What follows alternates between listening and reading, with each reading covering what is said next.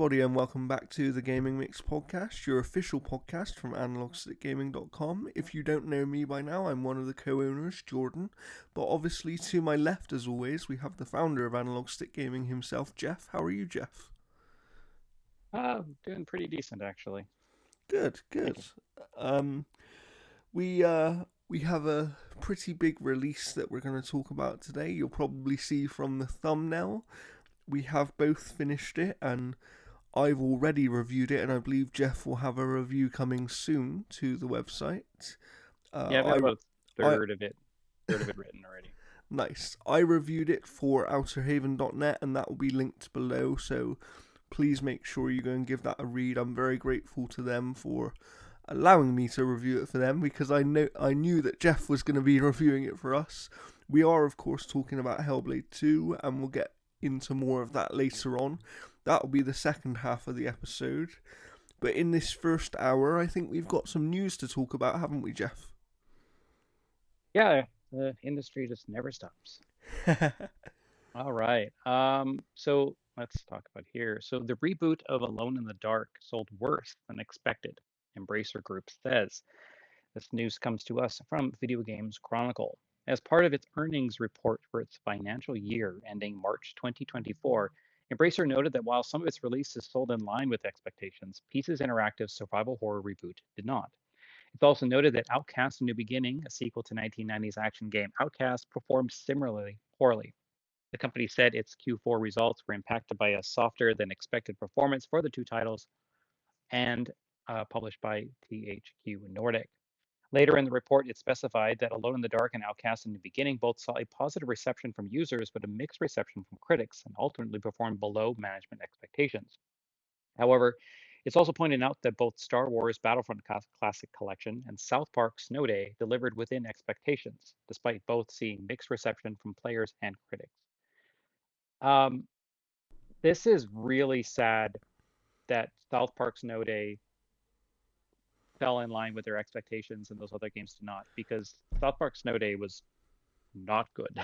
Yes. So I don't know if they were expecting like really low numbers, like we're expecting 5 people to buy it, and then I'm assuming with that game, it was essentially a follow-up to an N64 game, right? And I think that they probably knew that they were playing on a nostalgia play kind of thing, and not that many people were going to pick it up. Yeah, I don't know. So what else we got here? Meanwhile, Tomb Raider 1, 2, 3 Remastered was positively received and performed above management expectations. Yeah, like the thing with Alone in the Dark is pretty much every single review that was out there, including ours, was like, this game is just not scary. Like it's got the bones of something that's actually interesting, and they do some decent stuff. But like ultimately, like I was kind of disappointed in it, in the fact that like the playthroughs are like you play as each of the characters, and the playthroughs themselves are not canon to one another, which is like you take a look at like Resident Evil 2 and how they did it. Those playthroughs essentially are canon to each other. Like yeah, player goes I this way remember and Leon you. goes I that way. remember you saying this to me when you were playing through Alone in the Dark, and you kind of just said they're essentially one thing or the other. They're not connected really in any way. Yeah, and then it makes the other characters completely useless. Like you're playing as like Harper or whatever, like the guy from Stranger Things, and then like Jodie Comer is just kind of like, are you being silly? It's like, I'm trying to do real work here, and then like you'll go off and fight monsters and come back and you're covered in blood and stuff like that, and she's like, you're just horsing around. Like it's just so stupid. But Outcast was actually pretty fun. It sucks to see that both of those games just did not perform. Yeah, I agree, and I And think part of that is obviously going to be something to do with quality. In the case of Alone in the Dark, it sounds like it was just missing that extra ingredient that it needed.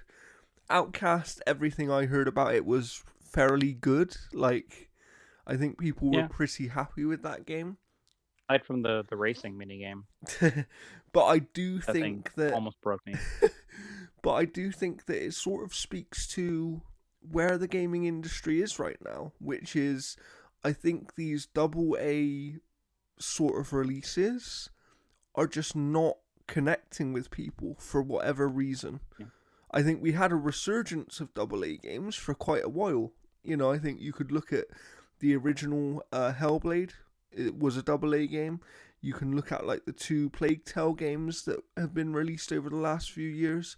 There have been some really big double A hits, but for whatever reason, in the last probably 2 years now, these double A games seem to be really struggling to connect with people and find an audience, and I'm not quite sure why that is. Yeah, like I think in Alone in the Dark's case, it was the fact that the game just wasn't scary. It was billed as a survival horror kind of game, and there's literally no scares like in the entire game. So I think that kind of hurt it as well because we're seeing like a lot of horror games doing quite well. Things like Crow Country has been getting a lot of positive buzz on that. Um, you know, a year and some prior, we had like Signalis come in and kind of do extremely well. But even like Yes. other new titles and stuff like the new Daymare, I've heard no one talk about that game at all in the slightest bit, like nothing. Um, so I think it just comes down to like the fact that like again, Alone in the Dark, I don't think capitalized on the genre Yeah. at all. And I also think it But probably doesn't help that we've had some good triple A entries into that genre over the last yeah, couple of years, and I think that's always going to make it harder for something that isn't quite up to the same production value to break in, right? You like okay, Resident Evil 3 remake maybe not so much, but 2 and 4 were beloved it almost universally. Do you know what I mean? Alan Wake, obviously, I know you fall into it on a different way than I do, but most people really liked that game. Um, and it is somewhat survival horror ish as well. And I think that when you've had that many very good games in a genre that has been completely rejuvenated over the last few years, it sort of raises the bar of what you need to do, right? It raises the bar of where you have to hit to kind of be considered worth people's time, I guess. And it sounds like Alone in the Dark just is something that wasn't really worth people's time. yeah, like it is unfortunate because like again that team I think they laid the foundation for something good. I just want to see them kind of capitalize on it. Yeah. And we don't know with Embracer ever. Like, we don't No, I know. mean they just sold another one of their That's companies, right, to Nintendo. Um, so they're kind of falling apart as a group of studios, and we have no idea what's happening. I would like to see this team get another crack because I haven't played Alone in the Dark, but I have heard across the board from people that the bones that are there are really good, and they just need to kind of flesh it out a bit more and do a few more things to actually have yeah. a complete experience. Yeah, it just would have been nice if each playthrough was different because then it would have forced me to play through the entire game twice. I only Yes. played it through but one and oh no, I did play through it twice because I got the one of the secret endings for the Harper character. Nice, nice. All right. So PlayStation exec predicts the focus will shift from graphics to immersive narratives. Sony used its corporate strategy meeting on Thursday to present its creative environment vision, which it describes as its long-term vision for where it wants to be in 10 years, with an eye towards future technology advances. In an interview published to coincide with today's event, Assad, that is a last name, It. Assad I don't know how. Pizovash, I don't know how to say his name, but he's basically the head of PlayStation's movie division. That's the best way I yeah, can so describe him. yeah, I have there's no U, so I don't know how the Q is pronounced. The head of PlayStation Productions and head of product at PlayStation Studios was asked to provide his predictions for where gaming's headed. In terms of gaming's future, I envision games becoming more personalized due to the advances of technology and AI, enabling customized experiences for each player. Moreover, technological advances will enhance emotional depth in games by allowing characters to be much more emotive and expressive. expressive, fostering more evocative storytelling. That's going to help a whole generation of creators to be able to create just so much more emotion in these stories. The focus is going to shift from graphics or visuals to immersive narratives and resonate long after the controller is set down. Um, Thought, who's tasked with transforming PlayStation's gaming brands into global entertainment franchises, also said that AI will enable the creation of more personalized experiences and meaningful stories. For instance, NPCs in games could interact with players based on their actions, making it feel more personal. This is important for younger Gen Z and Gen Alpha audiences who are first generations that grew up digitally and looking for personalization across everything, as well as looking for experiences that have more meaning. Um, yeah, like this is such a weird thing from Sony because they've been like the graphics like leading Yeah. kind of first party stuff. And I to me it's also one of those things where I think it's another exec that's misjudging their audiences. Yeah. Like I don't think the new era of gaming, like gamers and stuff like that, are looking for emotional stories over visuals. Mhm. So many of them are like, Um, this game looks like a PS3 game. there's also another reason that I don't actually agree. I do think he has some point in what he's saying, but I also think we have to remember that this is an executive who is in charge of basically converting their video games into another form of media. Yeah, And so he's going to play up that emotional stakes because that translates to what he TV does. shows and drama. Yeah, Yeah. precisely. But I do, and I think he has some point, right? But where I think he's Mm. misinterpreting things is graphics will always be a focus, and it's something we'll talk about later because with graphical enhancements, you are able to then convey more emotion. If you didn't Yeah. have graphical enhancements, if we were still stuck on PS2 level graphics, Jeff, So the type of games we see in TV shows where they're playing like a modern game and it looks like some yeah, it's like, N64 but Rorschach test. can you imagine how much harder it would be to convey the level of emotion they have in some games these days Yeah.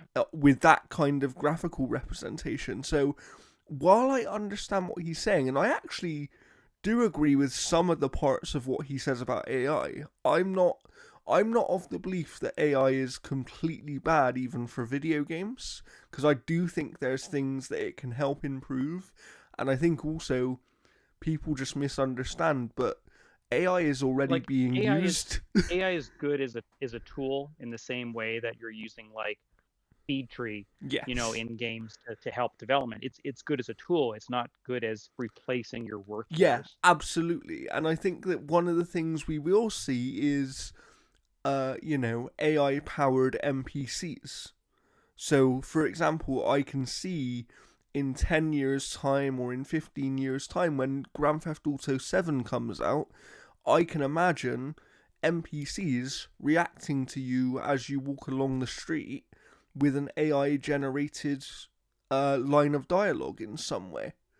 And those lines of dialogue will still be set out by someone who is actually a writer, potentially, and the AI will just be there to decide which one is the best for the moment and that kind of thing.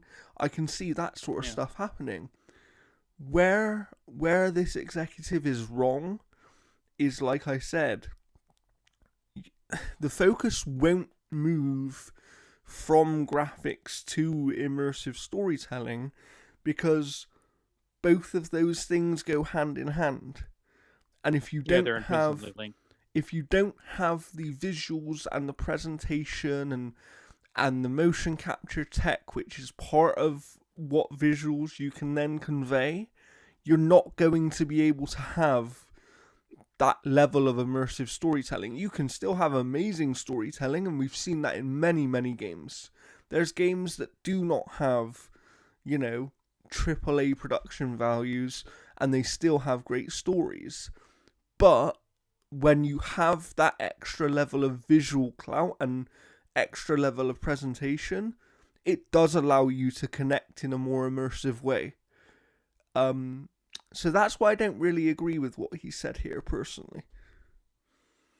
Yeah.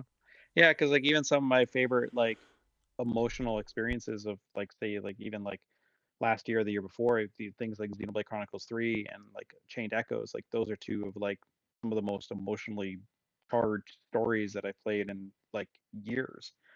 And those games don't have AAA visuals, so yeah. On the PlayStation bus, we also have Neil Druckmann says new Naughty Dog title could redefine mainstream perceptions of gaming. The studio's parent company, Sony, used its corporate strategy meeting on Thursday to present its creative entertainment vision, which it describes as its long-term vision for where it wants to be in 10 years. In an interview published to coincide with today's event, Druckmann was asked to share details about a personal vision or dream project he wants to see realized.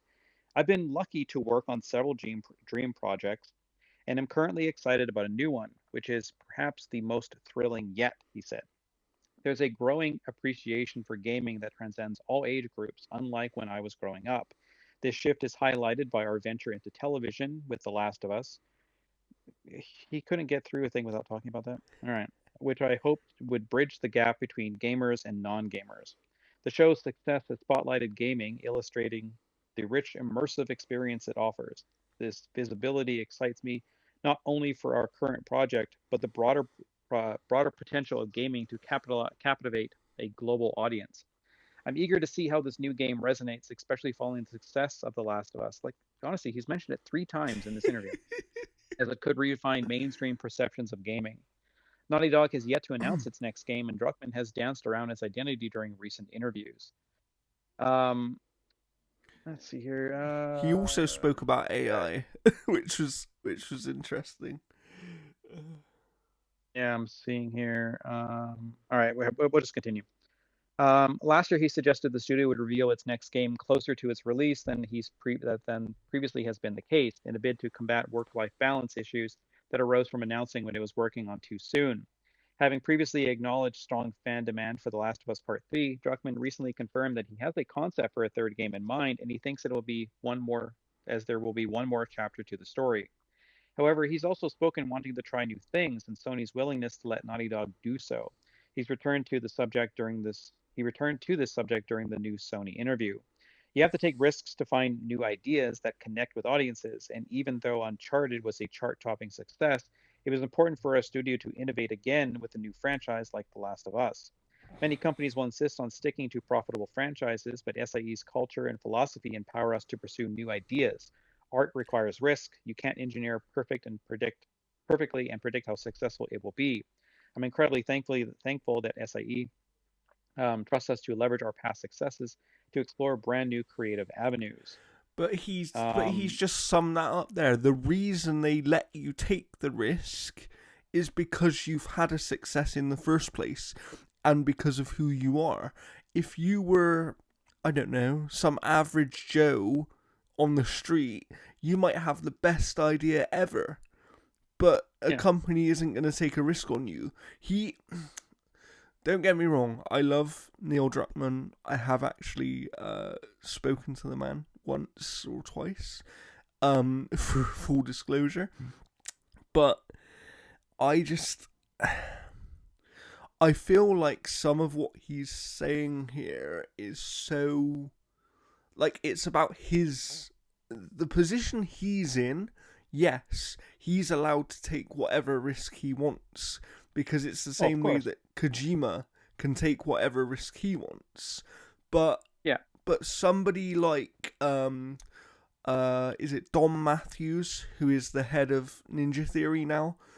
He might not be able to take the same risk, because he hasn't had as many games and he hasn't had like, when you reach a certain level, you're allowed to take whatever risk you want to take because you've proven yourself.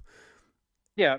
It's basically like the rich like screaming down from a window to the poor. Like Neil Druckmann can say these types of things because he's built up that credibility Yeah. within the studio to say like, oh, Sony allows us to take so many risks. It's so amazing and relaxing and stuff. It's like, fuck off. Like Yeah. you're not gonna get that. You're not gonna get that same type of like thing. Like I'm pretty sure that like Sony does give a lot of leniency because I'm pretty sure the studio that worked on Returnal probably has a lot of freedom because of like the success of Returnal and things like that. But do you think Square Enix is going to go to the team that made Phone Stars and say like, you know what, make whatever you want? Yeah, I know. No, It's crazy. like I don't know. And Uh, like I don't know, like again, like I've been very public about like I don't care for Neil Druckmann at all. So like I'm not excited for Naughty Dog's so, next game. and Like ever since Amy left, I just the haven't cared about the the other studio. thing I don't agree with what he said as well, and I understand why he's saying it, but I think to IGN's credit, they even picked this up, where he talked about it redefining what a game is and redefining storytelling in a game. And I'm going to send Yeah. you a link to a tweet from Josh Sawyer here, who obviously is a well-known storyteller in the video games. And his response to a certain thing that Neil Druckmann said just made me laugh because it sort of summed up how I felt. Because I get what he's saying, but IGN made the point of it comes across as one of two ways. He's either being really deeply arrogant or he's setting unrealistic expectations for the audience about what their next game is actually going to do. And it's almost like it almost came across as he's acting there is there is no good storytelling in games and he somehow is going to be able to. I don't know, it was really, really strange. Really strange. Yeah, here I'm just pulling up the oh wait, hold on. Yeah, it was a Kotaku article. Yeah, and I don't know what the actual article said, but but Josh Sawyer essentially has, he replied to the article essentially with a picture of a well-known football manager, Jose Mourinho, taking off a headset, as if to say, "What a load of rubbish Oh, this is." is that who that is? Because for years, for absolutely years, I thought that that was one of the the directors from Marvel's Endgame when they worked on Community, because it looks so much like him. All right, for years I thought it was that. Yeah, I don't see his reply. Um, Um, I don't like see. I see him. I see the him using the picture if that's what you mean by his reply. Yeah, and Um, I think that's oh, what I okay. mean. Him putting that picture says to me everything it needed to say, which is what a load of Isn't he the guy? rubbish. Yeah, Pentiment. Yeah, Yeah. he Yeah, like did I don't know. Pentiment, Like, New Vegas, and it's just, don't get me wrong. I'm not saying, because look, Neil Druckmann knows more about what Naughty Dog's doing than we do, right? yeah, And he also knows about how they're using tech and what they're trying to do. I'm not saying that what he's saying is incorrect. They might be making something that redefines storytelling in games. But I think that when you say that publicly, before you've even announced the game or given any details on the game, it does come across as a little arrogant and like you're belittling other devs and their accomplishments. I don't know. Like for me, it's like it's weird. Like even before this came out, Neil Druckmann was always the type of person that always felt that his head's up his own ass.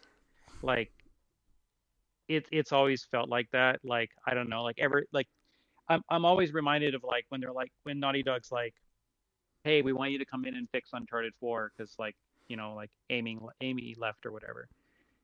And it's like, yeah, sure, but we want to completely revamp it. I want total control and blah blah blah blah blah. And he just instead of like contributing to the art and finishing the game in that vision, he's Yeah. like, yeah, no, it's my way or the highway. Even And even though, as a reminder, he started off as one of his earlier jobs in the industry was a level designer on one of the Uncharted games.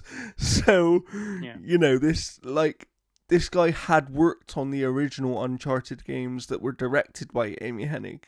You would have thought yeah, that there was some part of him which would have been, let's pay respect to this franchise and do it in the way that it's always been envisioned. And the stupid thing is like, well, too, and like the other thing that's documented as well is the fact that like they're like Sam, like, or like, was it Nate's brother in the Yeah. game was going to be a late reveal, and he was actually voiced by somebody else until Neil took over, and he's like, yeah, we're gonna bring Troy Baker in. I didn't know So like that, that, so that I wasn't aware of. like, yeah, it's I'm trying to remember, what is it, Sam Drake's original voice actor, um, was Todd Stashwick. Oh wow. He was originally going to be voiced by him. He even had like a different look and everything. He looked actually more like, um, here, I'm going to send you the picture here. He actually looked more like, is that not working? I'll have a quick look. I'll Google it. Let's see, because I'm interested in this, because I've never heard this story Oh, before. here we are. Okay, I'm sending it there.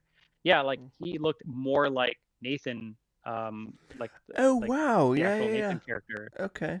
than what happened before. So like, yeah, like it was a huge thing. So like I don't know, like ever since then I haven't been a fan of Neil Druckmann. So like I don't know, I just haven't cared for where Naughty Dog's vision's going because I Hmm. just don't like his writing. Like if someone else was put in charge of like the writing on the next game, I would be far more confident in Naughty Dog. I Um, mean, what I will say but is now that he is obviously higher up in Naughty Dog, I don't think he won't be on every single project they make, and he certainly.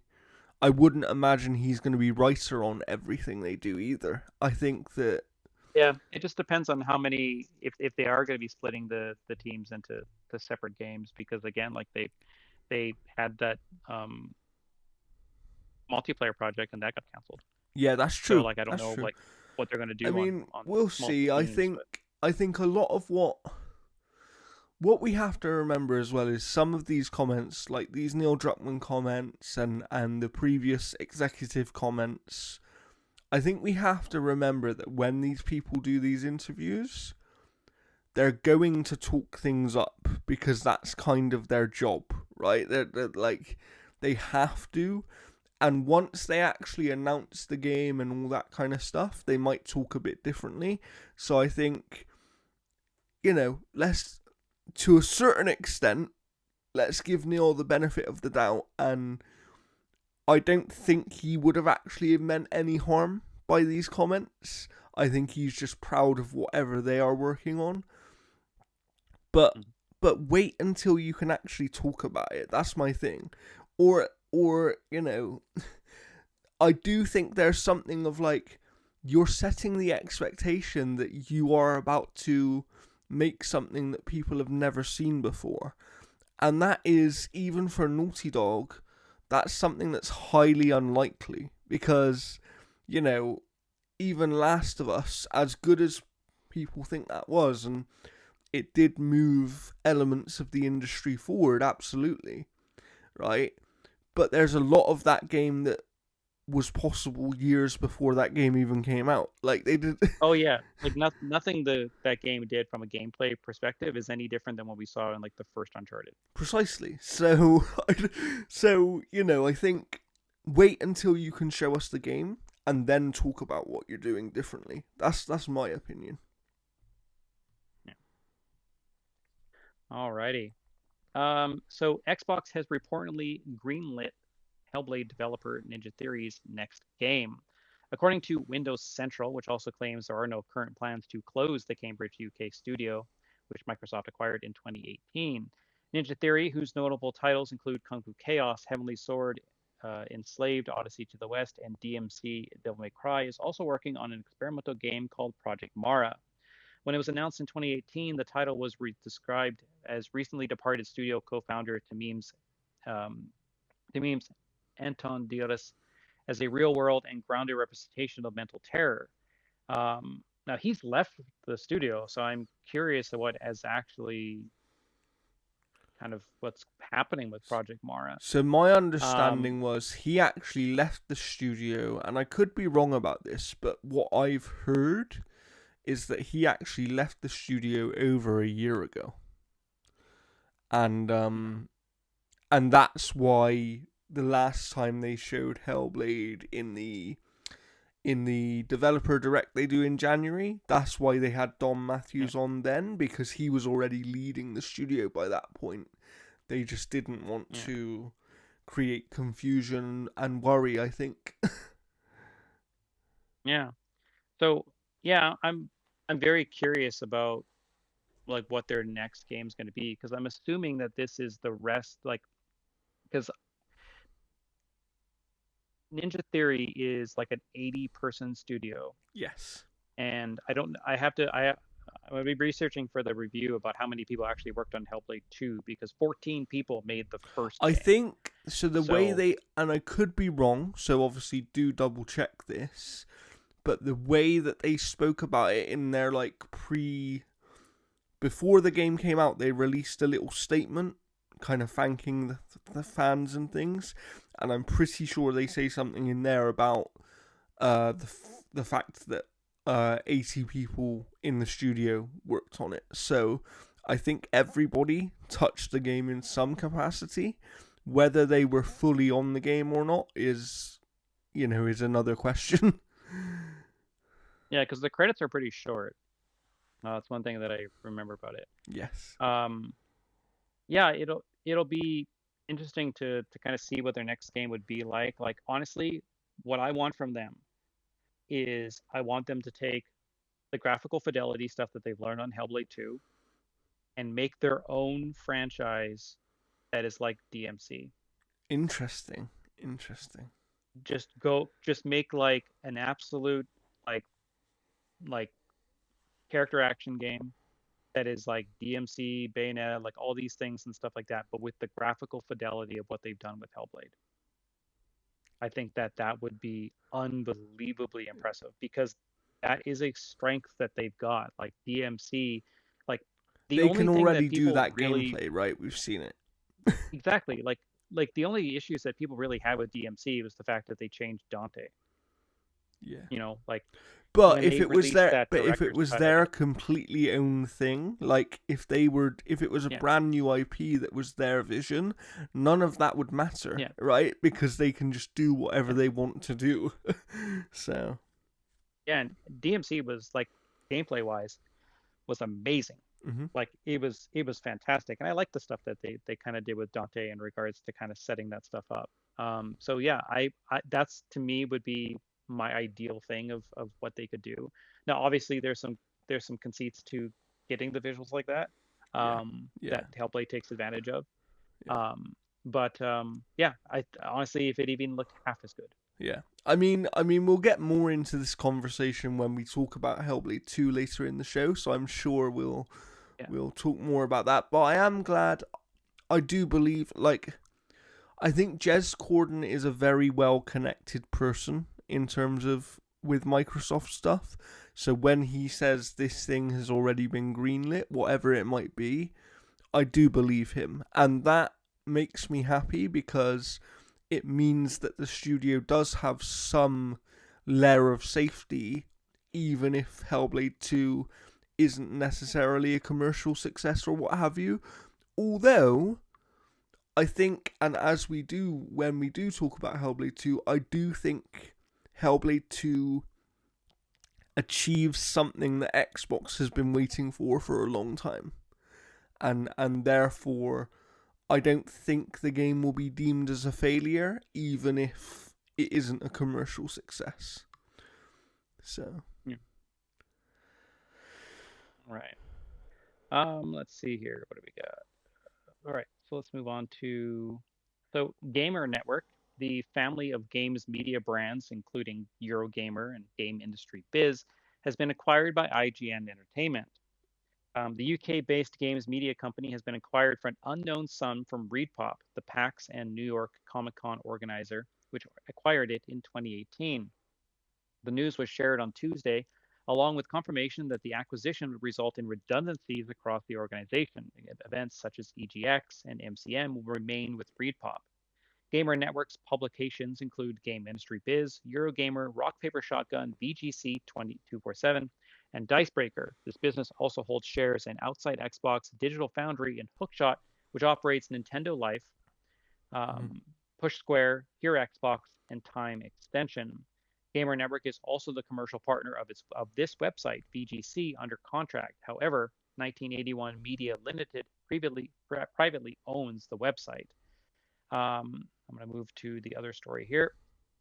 All right, so this comes to us from GameSpot. The gaming media landscape has just gotten a lot more consolidated. IGN Entertainment has purchased Gamer Network's digital brands, which include Eurogamer, Game Industry Biz, Rock Paper Shotgun, VGC 247, and Dicebreaker. As a result of the acquisition, layoffs from some of the affected sites have already begun. Brendan Sinclair, the popular managing editor of Game Industry Biz, was amongst the employees who were let go. The news was shared with a number of sites, including the now IGN-owned Game Industry Biz. Gaming Network was founded by Rupert and Nick Lohman in 1999, alongside the launch of Eurogamer. Gamer Network expanded to include the previously mentioned sites and also owns a portion of Outside Xbox, Digital Foundry, as well as Hookshot, which includes Nintendo Life, Push Square, Pure Xbox, and Time Extension under its site. Gamer Network was initially sold to Repop in 2018 before the company signed an intent to sell Gamer Network's assets in late 2023. Repop has been behind the planned relaunch of E3 in 2023, partnering with the ESA to produce the show. However, it was subsequently canceled and E3 was killed off for good the following year. Repop's Pop First comic book and geek culture website was not included in the sale to IGN. Additionally, Repop will maintain its EGX and MCM conventions in the United Kingdom, in addition to its domestic comic conventions like New York Comic Con. So this was a big story a few days ago. Yeah. I saw tons of people on Twitter basically saying, well, hey, I was let go because of these redundancies. This is basically the new owner just kind of like wanting the names of these websites. I don't think he really cared about the people because I think he's one of those people that believe that the sites can continue on under any form of, Yeah. authorship. And it sucks, seeing a lot of these things, Mhm. especially so many of these studios that are all under one brand because they could literally wipe one out entirely Yeah. and not feel like they're missing out on anything. So, and I'm also, before we get into some of these websites here, the ones that I have concerns for are like Digital Foundry, who's partly owned by, do you know what I mean? Like, there's some interest in the Gamer Network. They own part of Digital Foundry, but Digital Foundry is also its own thing. So it's like, I do have a big concern over them because nobody else does their work to their quality, if we're being honest. Like, nobody else does what they do. Um, Yeah. and that would be a huge, if something was to happen to them, that would be a huge loss. I obviously know they have their own Patreon and that's how they fund a lot of what they do, because I think the Gamer Network was more about giving them a place to put into words what their videos do, if that makes sense. I think it was like, let's use Eurogamer as your hub to do the written stuff, kind of thing. Um, Obviously, VGC are contracted by the Gamer Network, but they are Yeah. independently owned.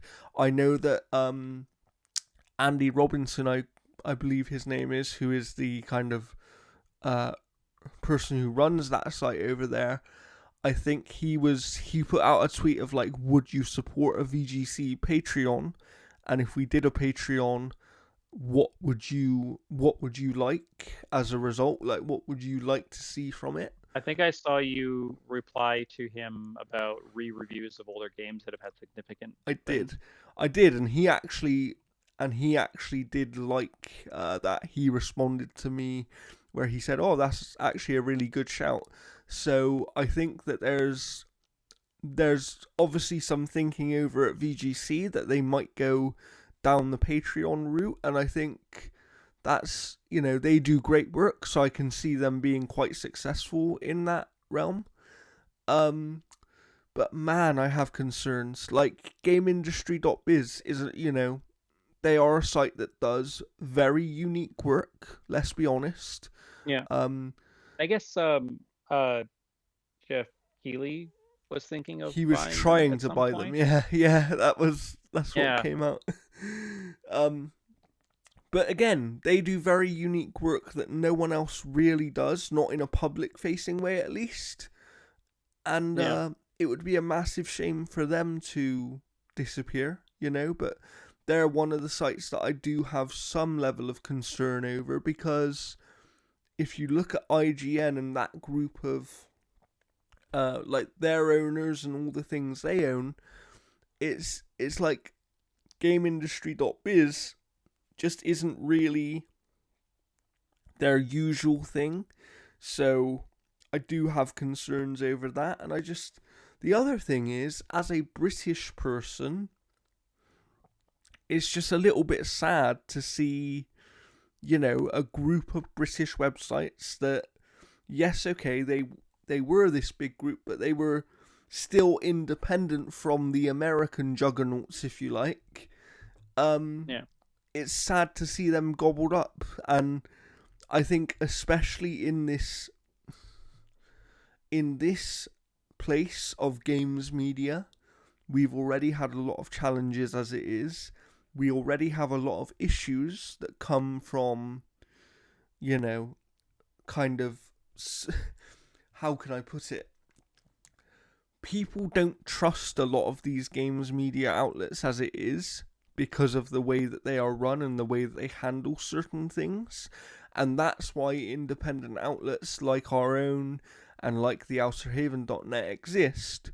But we find it really hard to find an audience, right? And this is just creating less places that people trust, essentially, because people do have trust in gamesindustry.biz, because when they report something, you know it's Yeah. accurate based on the information they have. And somehow people have trust in random YouTubers who have no accountability. Yeah.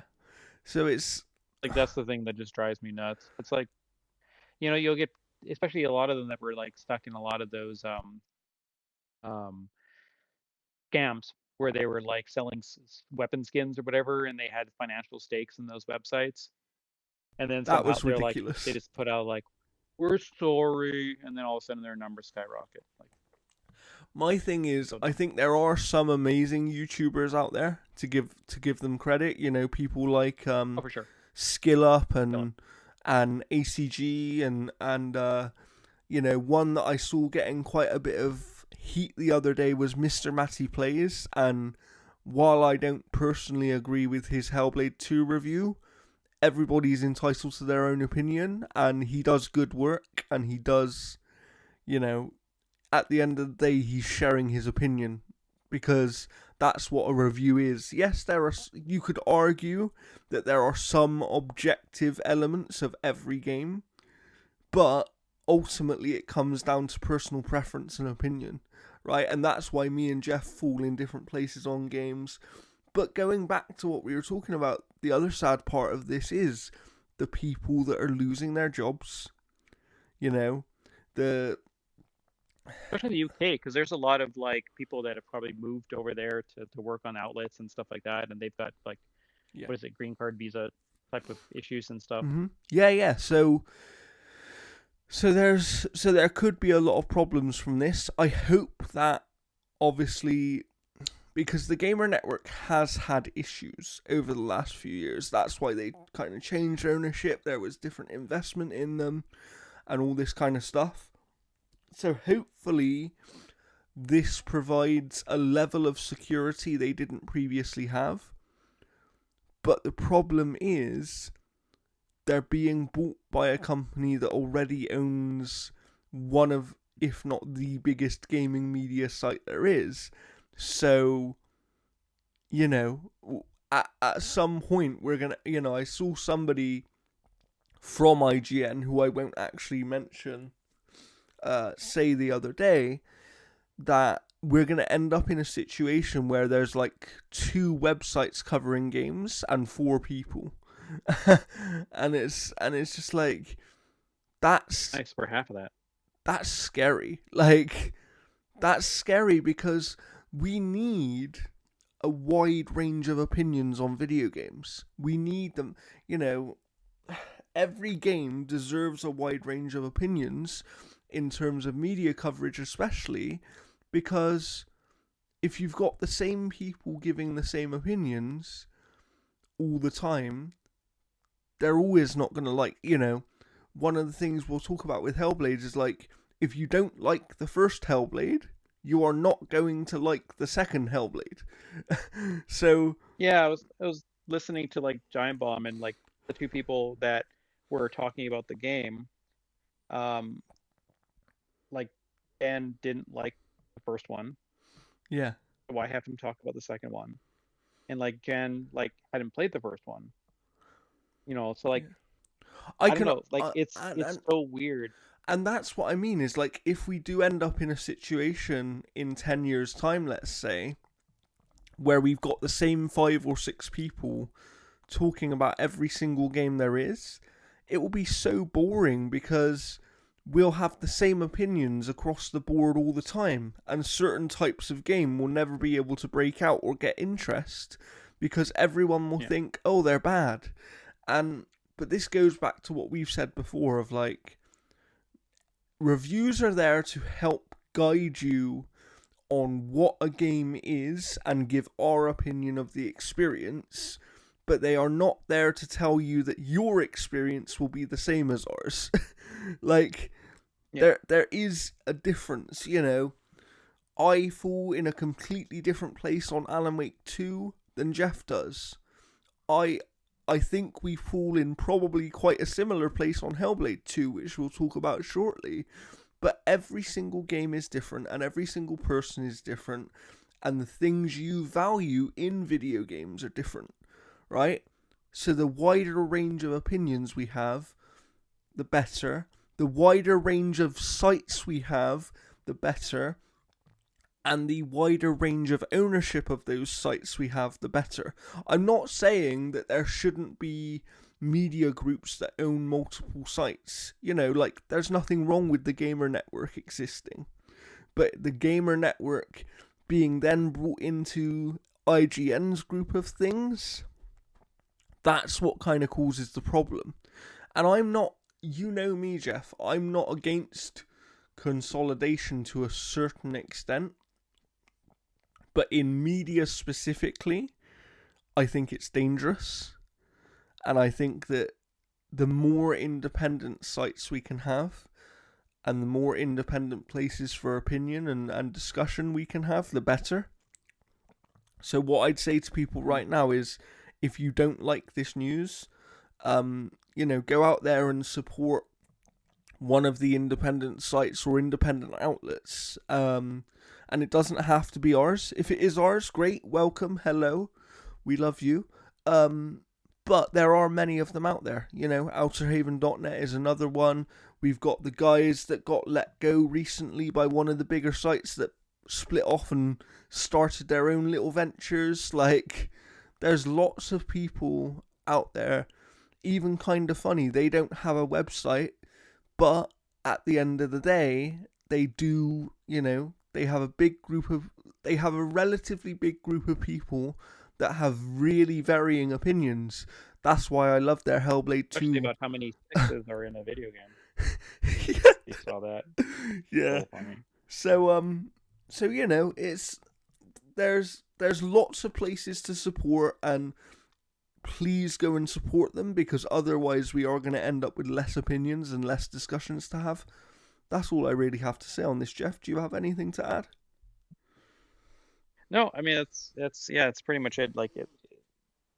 The thing with these sites and stuff like that is they're very kind of they're they're a celebration of a lot of personalities with a lot of these things, because again, you could lose a texture artist for Ninja Theory and hire another one and not really see that much of a change. And I know that sounds insulting, people do leave their mark within certain things, but when you lose a particular person at a website, you can't replicate that with the next person, no matter Yeah. how good you are as a writer.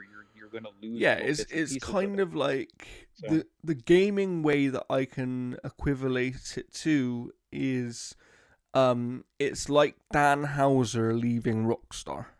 Do you know what I mean? It's Yeah.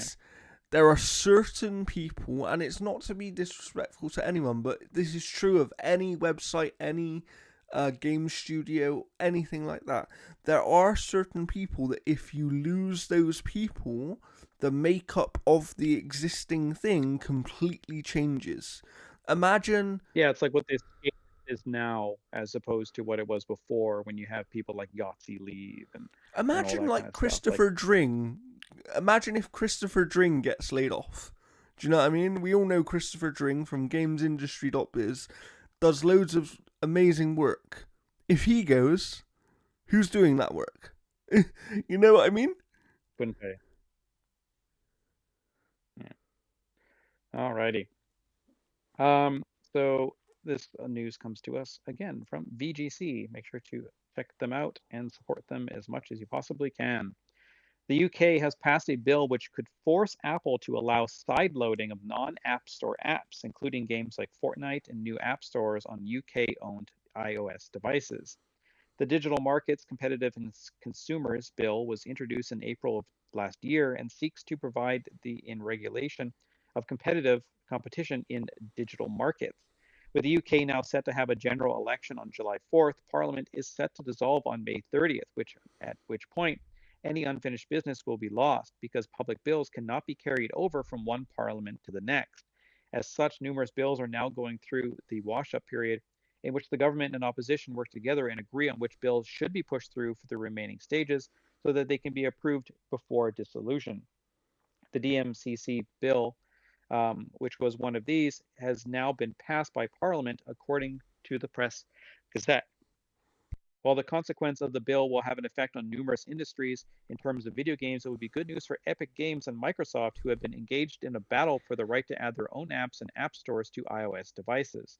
Parts of the UK bill are similar to EU's Digital Markets Act, which was sworn into EU law and went into effect in March, forcing companies such as Apple to allow users to sideload third-party apps and app stores on their iOS devices. Yeah, this is big.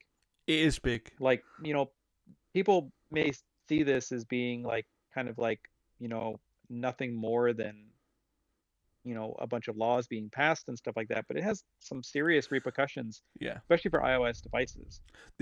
I think this is one of those things where the general person, the general gamer, will never understand how big this is because the actual effect on you is probably really indirect.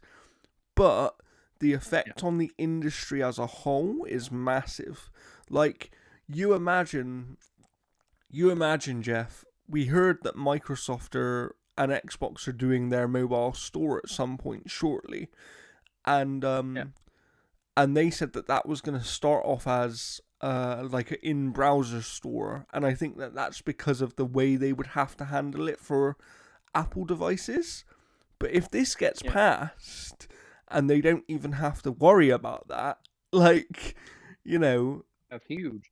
it is huge. And also, not even just in their sense, but it's like Epic will make more money as a result of something like this, which allows them to then invest more money into game engines, into games that they do, all this kind of stuff. I think people forget that Epic making more money is actually a really good thing, because without Epic and Unreal Engine, the industry would actually struggle quite a bit. They are a pivotal piece of the games industry. Things like maybe this law leads to Microsoft and Xbox finally being able to work towards that 100 million Game Pass subscribers that they actually want. Because once you can have a native store on iOS devices, some of the most popular devices in the world, who's to say that there aren't tens of millions of people that will then go and subscribe to Game Pass who haven't already, because it's too much of a problem right now? How many times do we see, Jeff, that when you can get something on a device but you have to do some weird workaround thing to do it, most people just ignore it, right? Whereas when there's Yeah, a much easier way to do it, it then becomes much more interesting to everybody. So, so this is massive, and I think, you know, especially with the UK being one of the bigger video game markets, this could be, for video games specifically, a really industry changing moment. Um, and I think, you know, again, in the mobile space, it's obviously going to be a huge thing as well. So it's definitely one to keep an eye on for people, for sure. for sure. All right, so the last bit of news here I've got is something I actually was really looking forward to, and I kind of wish I had the day off to watch it. And that is the Warhammer Skulls 2024 announcement showcase. So this comes to us from GameSpot. So Warhammer Skulls 2024 has arrived, offering a huge array of announcements for brand new games as well as ongoing ones. During the presentation, hosted by actor Raul Coley, who's also in Bolt Gun, we got a new look at one of the most anticipated action games of the year, Space Marine 2. Um, this game looks incredible. Like, if the next Gears looks better than this, I'll kind of be shocked. Like, this looks absolutely incredible. They've also announced that's going to have a couple additional modes as well too. So they're going to have some PvE and some PvP multiplayer offerings. You've got 6 classes. You and 2 friends can basically go through the campaign. Um, it looks unbelievably cool, and it's going to be coming out on September 9th, unless it gets delayed.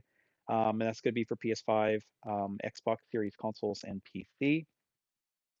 We are finally getting a sequel to Mechanicus, which looks fantastic. This is the tactical turn-based game. It looks really, really good. It's developed by Bulwark Studios, and it's going to be coming out on the same platforms. There's no release date yet. There is a Space Marine VR thing, Defenders of Abrax. That's going to be coming out. I don't know for what headsets. That's going to be coming out in October.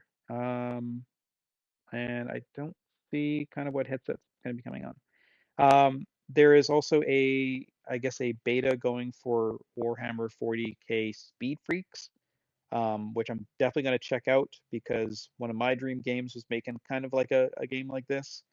So it looks really neat. High octane car combat, plenty of attitude, vehicles getting lifted up in the air and destroyed in its entirety, rendering the driver a pathetic puddle of goo. Yeah, it looks fantastic. I'm gonna have to try this beta. They also announced Total War Warhammer 3, which looks really fantastic, which is available. There's no date for the Karnak release, but the game is available on PC now.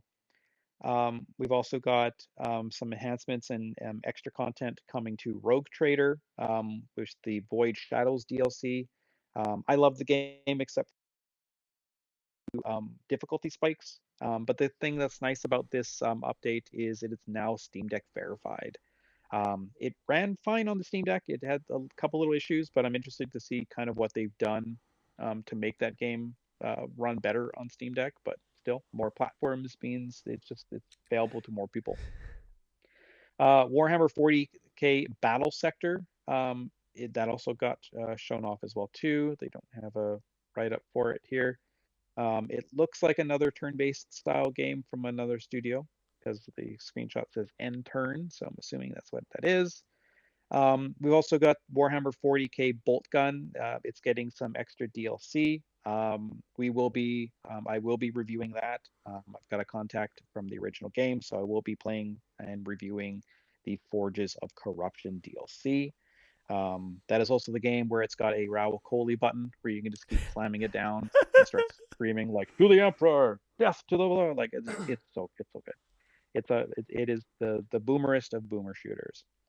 We're also going to be getting some extra content to Vermintide 2, which That's a came out quite a surprise. while ago. Yeah.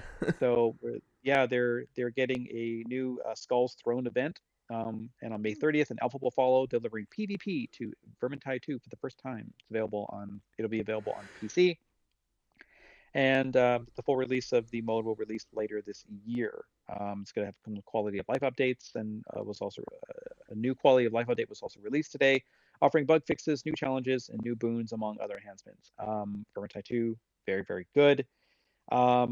What I'm really looking forward to, same with my roommate as well too, is that Fat Truck's other Warhammer game, Darktide, also got showcased during this presentation. We got to look at the new upcoming free content update in the Secrets of the Machine God, which is coming to the game on June 24th. It looks like it could be add an element of espionage to the experience if the narrative voiceover in the trailer is any indication, and it will be available day and date across both PC and Xbox Series X and S. Darktide is fucking awesome. Definitely check that one out as well. We've got some enhancements and changes coming to Blood Bowl 3, which is going to be bringing crossplay for the first time. The next season will introduce the Necromantic Horror faction, and while it will still be several months until Halloween, it looks to add a dose of playful as well as Warhammer can be. We've also got World of Tanks, Modern Armor. It's going to be adding that stuff. Warhammer, the Horus Heresy, Legions coming to its card game. Warhammer 40,000 Warpforge is going to be coming to its card game. It's a brand new version of the digital board game. The Talisman Digital Edition is currently in the works at Nomad Games. It's based on the game's upcoming 5th edition from Avalon Hill. And to celebrate the development announcement, the current version of Talisman Digital Edition is now free across both PC and mobile platforms. This was a really impactful announcement across everything Warhammer, and it's one of those brands that so many different developers and publishers have jumped into. It's not just one type of thing. They're letting pretty much anybody almost make a Warhammer game. Yes, yeah. And I think, but that's one of the things about the IP, right? Is there's so much you can do with it, and it almost suits And mostly the anything. 40K stuff, Yeah. like there's not too much stuff that's just Warhammer. Mm-hmm. You get Vermintide and whatnot, and some of the card games things. But no, I am like Space Marine 2 is my most anticipated for the rest of the year. Nice, That game nice. looks unbelievably good. And yeah, I'm interested in seeing the new content for Bolt Gun, as Yes. well as Darktide. Yes, I did want to say to you, but I didn't want to cut you off. You were talking about one of the games being Steam Deck verified, and I did see the other day that Yeah, Rogue Trader. a game that you enjoyed is also going to be Steam Deck verified soon, and that is Ereban, which you reviewed recently. Yeah, it In their next it update. ran. Yeah, it ran fine on Steam Deck. So I'm pretty sure the verification process was already like kind of well underway. Yeah, Um, but yeah, nice. So, no, yeah, like yeah. how did you feel? Like, obviously, you're looking forward to Space Marine 2, but is there anything else Warhammer that you are really looking forward to out of all these announcements? Um, yeah, Mechanicus 2, like once that gets a release date and we're able to request for code, I'll be shooting for that because that Nice. game looks super fun. I want to check out the beta for Speed Freaks. I want to see what that's like because like I don't know, like my kind of dream game for that kind of stuff has been like where like you have your vehicle and stuff, you have your driver, you maybe have somebody who's like on the top of the vehicle handling turrets and stuff like that, and you Hmm. could like crash into other vehicles and like take pieces and parts away from them and all that kind of stuff and So dismantle their basically, Mad vehicles. Well, Max. pretty much, yeah. But my take on it was going to be like a narrative focus where you could like um, bet with races to like lose them to earn money to do other certain That would have factions, been cool. and then when you build up like a faction type of thing, then you get invited to other races that you normally wouldn't. Like that's my dream game of creating that kind of like choose your own adventure within that kind of thing Yeah, because like I loved Jack X Combat Racing nice. back when Naughty Dog was amazing. And yeah, like it's I don't know. I want to check out the demo for Speed Freaks, the beta at least, because I'm assuming that's just PC. So I'm gonna check it out and see what it's like. Yes, yeah. Apparently, so I've just seen Tim Willits. Literally, as we're recording this, Tim Willits is the CCO of Saber Interactive. and he's just tweeted something which leads me to believe that Space Marine 2 pre-orders are now up.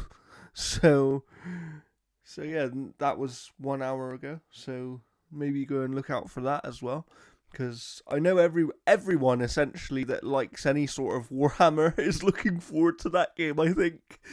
So yeah, good things coming for Warhammer fans, and I can't wait to see more of what they do. I like that they're using the IP in so many different ways, and I like that they are allowing different studios to do very different things with it. I think that's cool. I would be really interested to see what would happen if one of the AAA studios tried to take it on, just to see what they could do, um, with a bigger budget and with a bigger, team behind it. Because a lot of these uh, smaller comparatively projects, they do have to limit their scope somewhat. So it'd be interesting to see a fully scoped out AAA version of one of these games. That would be good.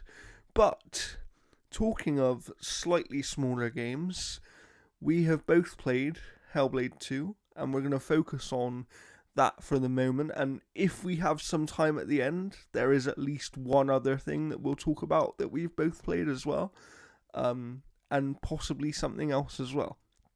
But Sure. yes, I've obviously reviewed it. I did have early access to the game, so thank you to Xbox and Ninja Theory for that. Thank you to the Outer Haven for allowing me to do their review. Go and check it out, it is linked below. But before I say what I think, because I have already reviewed it and it's there for people, how did you feel about Hellblade 2, Jeff?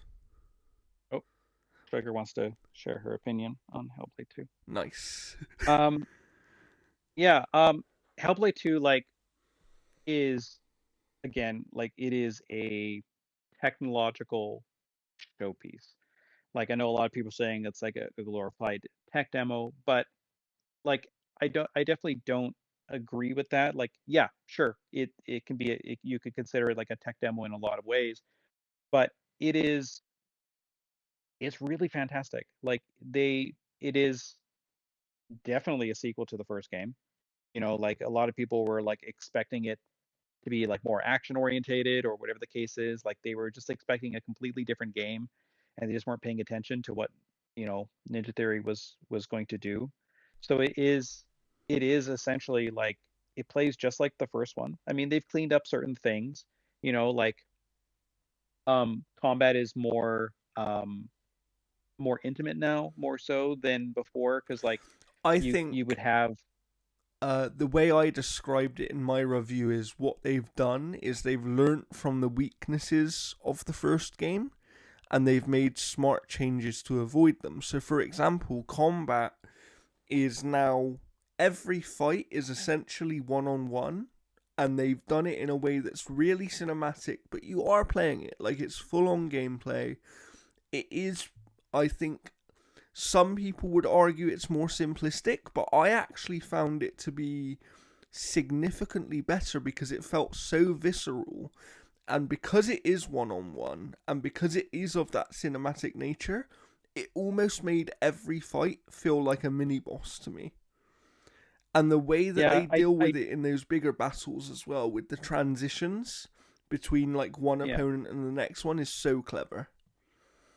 Yeah, those things are amazing. I do miss the voices going behind you and all that stuff, Mm-hmm. like where they would kind of direct you in that kind of combat and stuff. Mm-hmm. It took me a very long time to get used to the parry attack because I wanted to hold that button down all the time. So it took me a very long time. So like I was really focusing on using those like power up abilities to like slow down time and all that kind of stuff. Mm-hmm. But no, like it is the first game, but just better. Like when I went through and read my review for the first one, I honestly probably could have just changed like a couple little lines of of like text in there, and it could have just essentially worked as the same thing. Because like again, like all the performance stuff is absolutely top notch. Like Melina Jurgens is like just amazing in this one. I If think she even doesn't better win, in a if lot of she cases. doesn't win best performance this year, I will be shocked. Well, like the only reason that I could see her not getting it as well too is because you've got more characters to play off, so she's not the general focus of the game. Because like Yeah. there weren't many But characters in the but first one really. but the level of emotion that she's able Oh to yeah, convey here, and the fact that she manages to say things without even saying anything. And I don't think yeah, that's something many video game actors have done. And that talks to how they've obviously enhanced their motion capture and performance capture tech, because they really have. And it talks to, like, I don't think anyone could deny this is probably the best looking game ever made. Like, I think that yeah. It does a few things to make that happen. it You know, does. like the environments, like the close range environments that you're engaged with are relatively like lane driven. Hmm. So like it's like the scale and scope around you is fantastic. But it does kind of focus in on certain smaller areas. Yes. And you've also got the top bars at the bottom, which leave less space on the screen that needs to be rendered. Yeah. So there are definitely catches to Hmm. why the Absolutely. game does look as good as it does. Absolutely, but I don't think we should be downplaying that either. Like, at the end of the day, they've still set the way that I speak about it in my review is they've still set a new standard for presentation in video games. And I think that's true of the visuals. I think that's even true of the audio. And I'm surprised because I didn't think they could improve the audio from the first game. But man, like, from the opening seconds of this game, that audio presentation is fantastic. And look, we won't be spoiling things here, other than to say there is a moment in this game, and it's not even about the voices. Like, the voices are great. We all know what the voices do. If you've played the first game, you know what they do.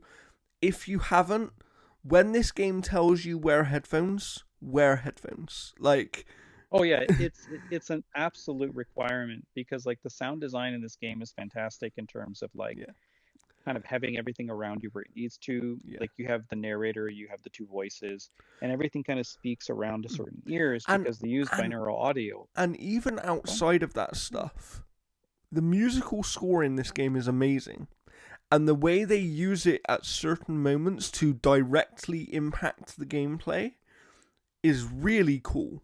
Like, we've seen other games do it, rhythm-based games and stuff like that, but to see them use it to enhance the audio experience and the presentation here at this level of presentation is fantastic. Like, there was a moment where I'm running between these things and you're kind of following the rhythm of the music, if you like, to know when to move and when not to move.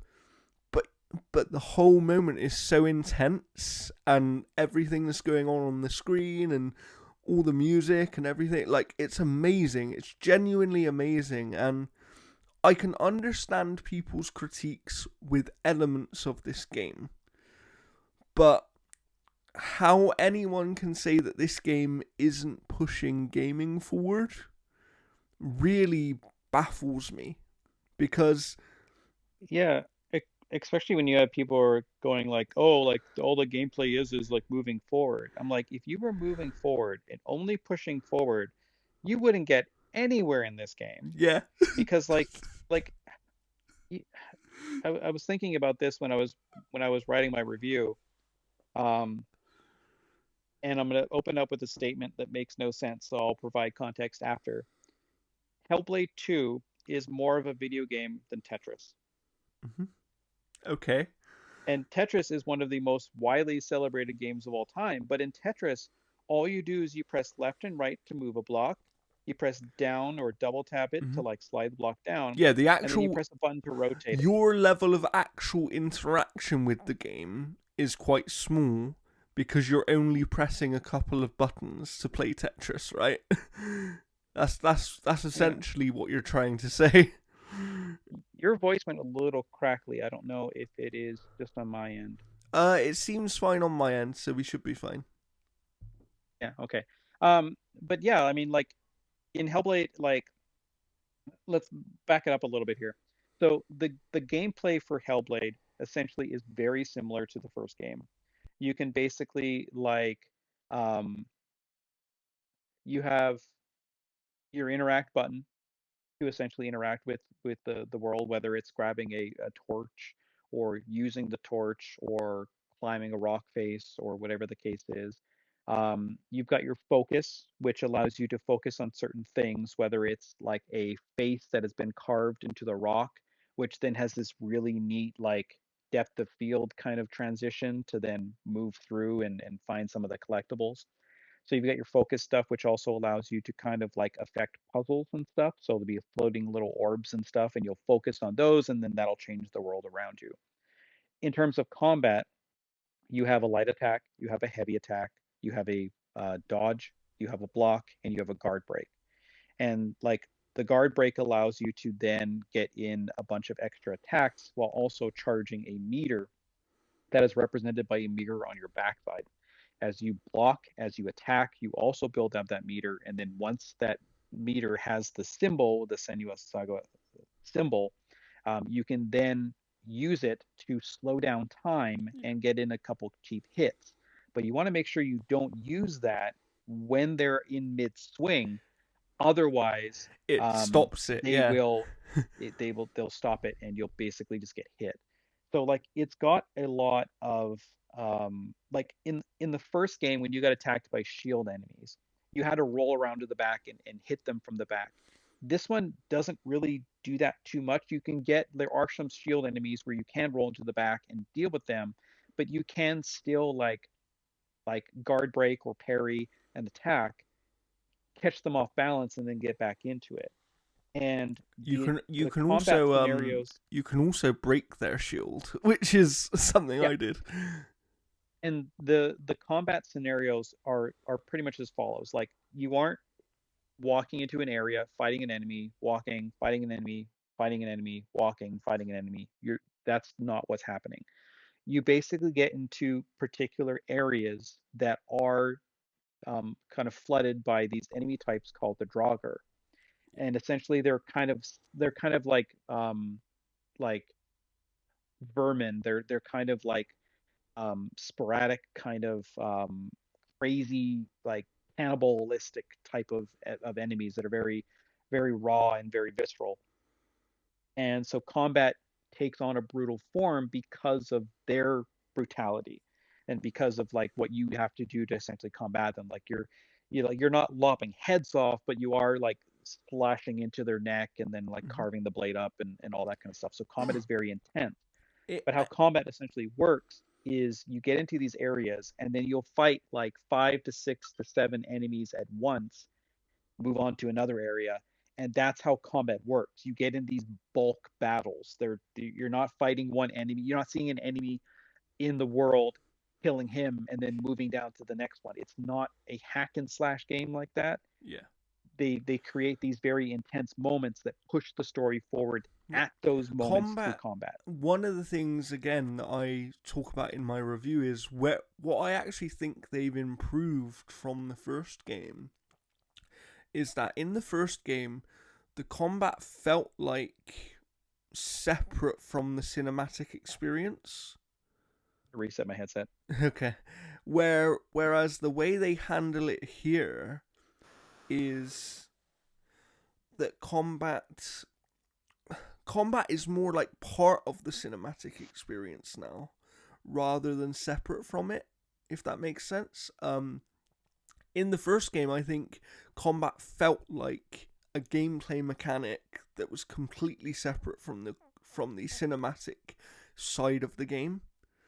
And then what they're doing here is combat is still gameplay, but we're framing it in a way that it's used to tell the story, and we're not breaking your immersion from the cinematic part of the experience. And I think that that is, absolutely amazing. And like you said, there's these bigger battles They are, you'll fight 6, 7, 8 enemies at a time, and then you might not see any enemies for 20 minutes or half an hour or something like that. And Yeah. then you have a bigger battle again. And I think that it's, some people say, oh, combat has regressed and it's not as good, and it's like, no, it's just a little bit different. Like, it's just the way they're using it to their advantage in the game is just different. They're trying to make it part of the cinematic experience rather than separate from it. That's that's how I feel. Yeah, like they basically just got rid of like attacking multiple enemies at once and getting kind of flanked and guarded in there. So I can understand people saying like it's got simplified. Um, but I think that what it does is it kind of highlights Senua's battle skills, I think, a bit more, Yeah. um, by having those moments be far more kind of directed and intimate. And the thing that I like about it too is like every single time that you enter into some type of embrace with the enemy of like grabbing the wrists and like stabbing at them, it'll translate into fantastic kill animations that then also translate into another enemy coming through, and you can enter those moments at different points depending on how well you've handled combat. So it's got a lot of neat moments. Like I will say, like there's a village raid moment where there's a whole bunch of characters involved in it.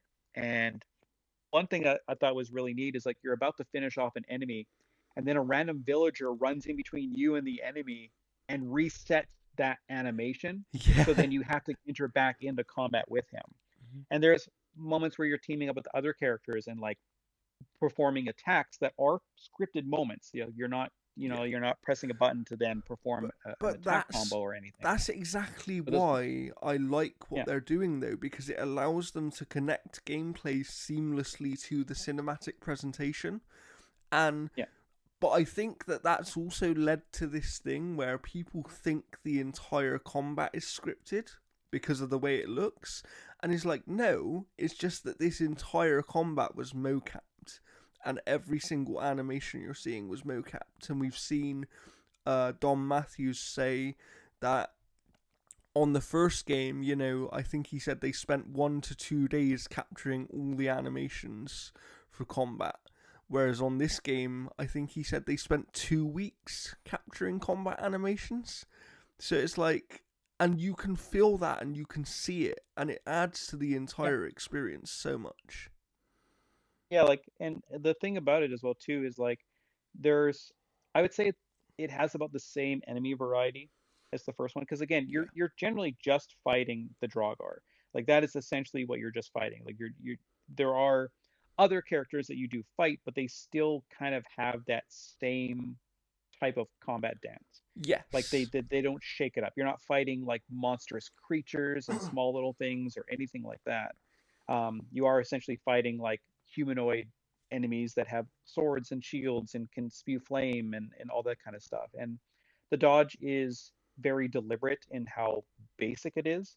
Like in terms of like if they're shooting the flame, you can dodge to the side. You're not really dodge rolling. You're not rolling around like in the first game as much. Yeah.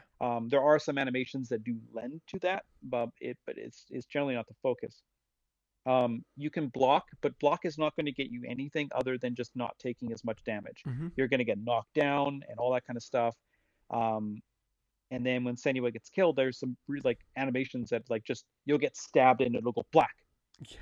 like it just cuts, and then you reload back into that fight, and the reloads are pretty generous. And I like Um, how because one thing we haven't mentioned is the entire game has no HUD, so there's no UI, and yeah, so you see the physical damage both on yourself and on the enemies. And I like these moments where Senua will get knocked down and you think, oh my god, I need to get out the way. And you do have like that last second chance to get out the way on some occasions.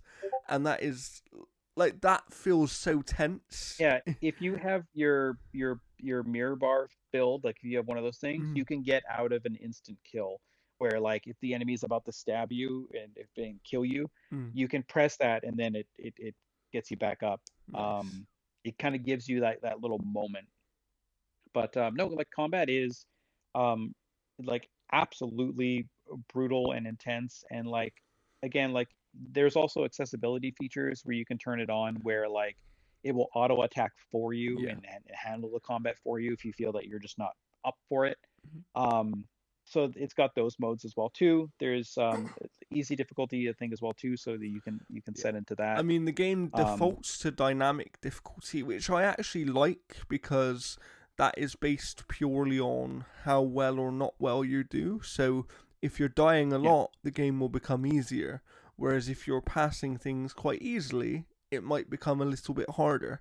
And I think that it's interesting that they default to the dynamic difficulty. yeah.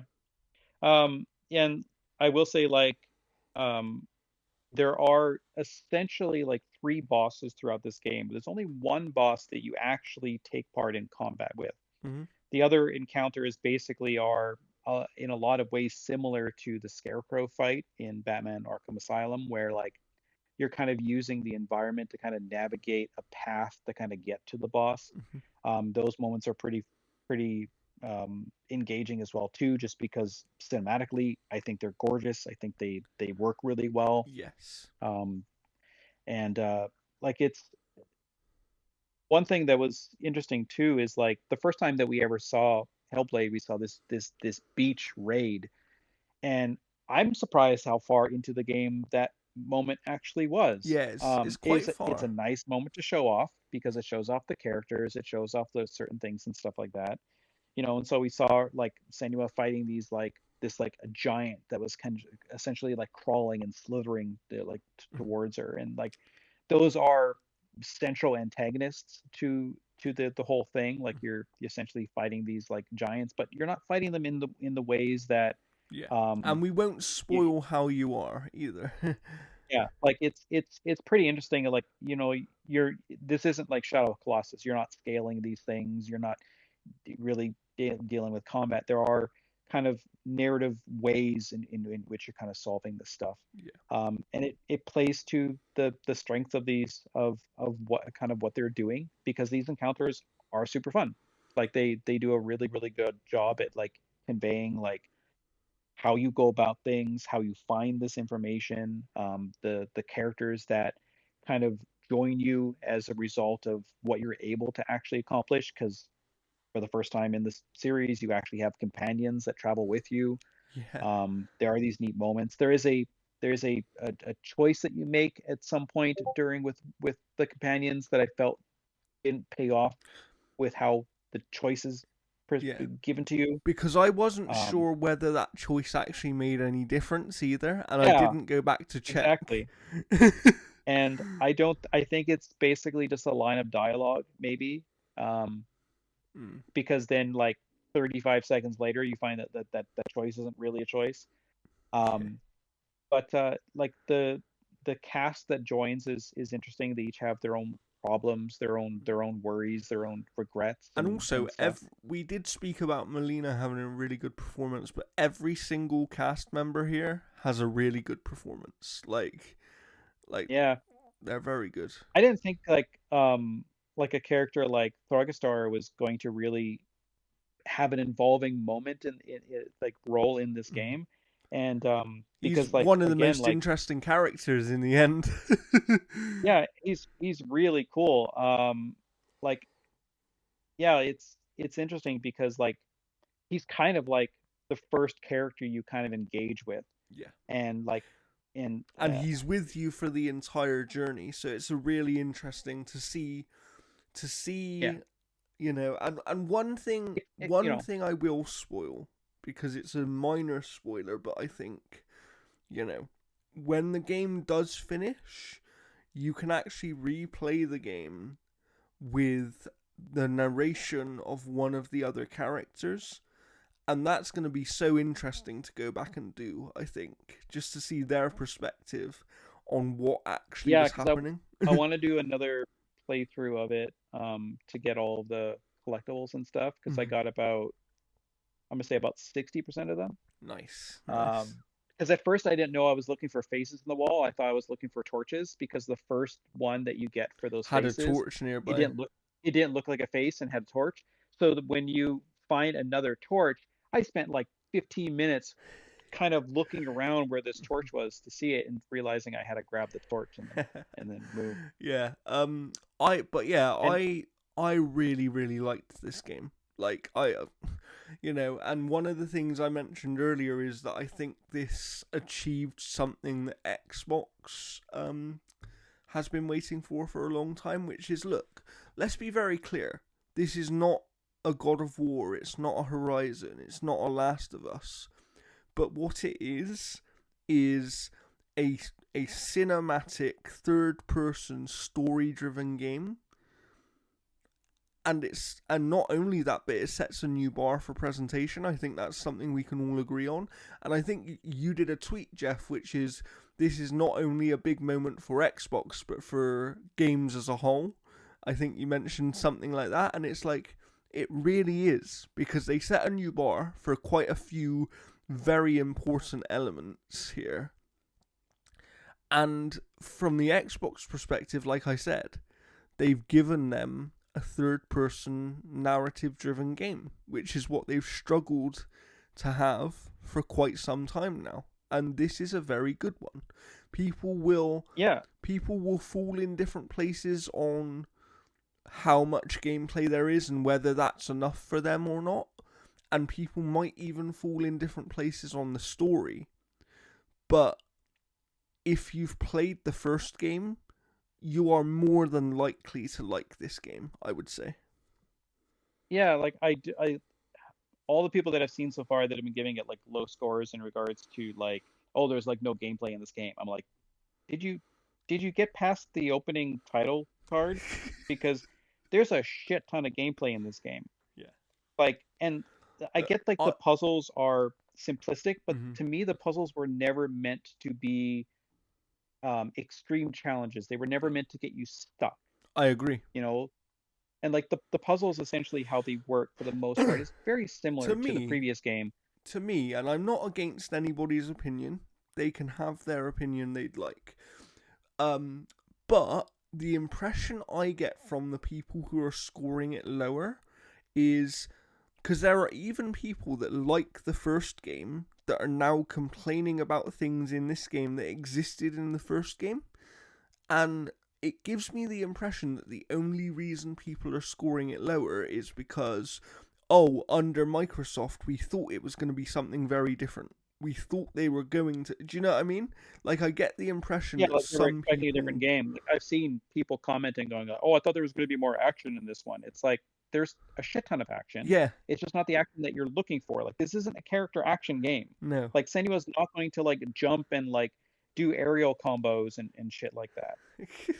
But um yeah, I don't know. I but just. the Go on. the puzzles, getting back to that, like the puzzles essentially work on the way very similar to the first game where you Mhm. are using different perspectives to essentially line up certain things.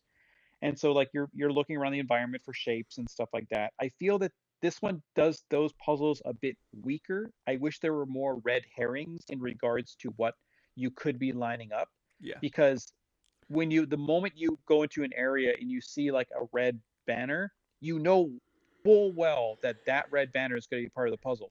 So I Yes. kind of wish that there were more red herrings in regards to like fake opportunities of See, getting these things. there was one puzzle that I really liked, because there's actually three different types of puzzle in this game. A lot of people say there's two because there are two that show up more regularly, but there is one puzzle that people forget about, and that's the one where you're lighting or putting out the different fires.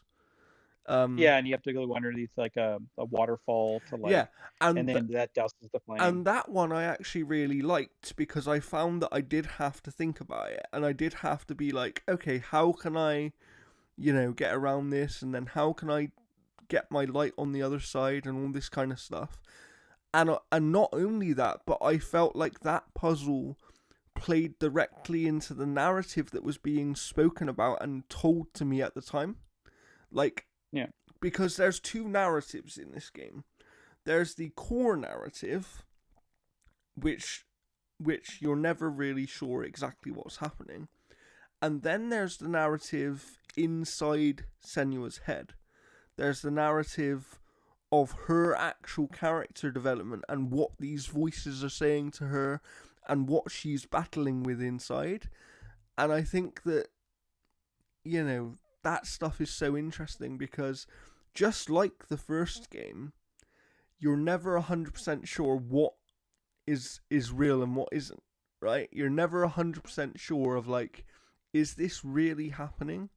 Or is she just completely imagining this? And it's very interesting. Very interesting. Yeah, like there's a couple areas that I kind of wish were expanded on a bit further in regards to having more systems kind of placed with or more opportunity for those systems. Like I think that water area is like a little short in regards to I think where it could have played around with more I things like agree. that. I agree. There's the kind of maze-like area um, that I think could have played a bit more tricks. Yes. Um, but again, those areas are paced extremely well. They play extremely well. Like I don't really take fault with anything that they're doing.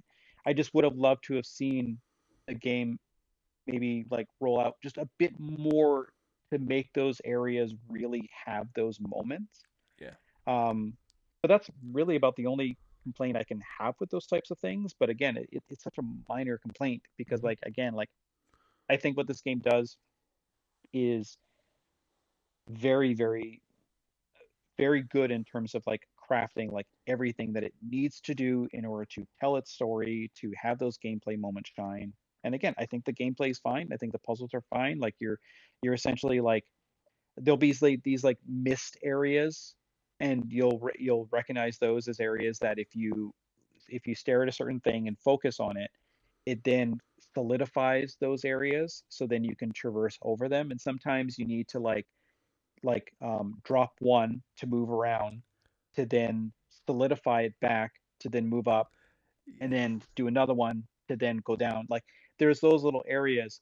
But for me as well too, like those puzzles kind of only elevate to a certain type of point where there's essentially just two or three like trigger points that you're doing and moving around. Yes. Yeah. Um, I like the puzzle that you're watching this spirit kind of interact with you in different areas where Mm-hmm. like you'll have to like put an object and then they'll grab it from another area and then activate it, and then you'll go and do certain things. And Yeah. once you realize what that is and what it represents, that's neat. Um, Part with the sword, I think was predictable, I do. Yeah. Yeah. you know, but it was still fun. It's still actually really really neat with how they kind of handle that stuff. But again, like I can go through this entire game and nitpick tiny little Yeah. things, but I it think you. never I think the. distracts from what I love I about it. think the other thing is you could do that with every game ever. Like Yeah. Oh yeah, there's for sure. always a nitpicky thing about every game, and I think that there is some element that we sometimes forget, and we've all done it. We've all done it about every single game. There's this thing that we sometimes forget that part, at least for me when I'm reviewing a game, part of the thing you have to consider is what is the game trying to be. It's not so much about what I expected the game to be or what I wanted the game to be. It Part of it is what is the game trying to be and does it succeed at that? And Hellblade 2 strikes me as a game where Ninja Theory knew exactly what they wanted to make.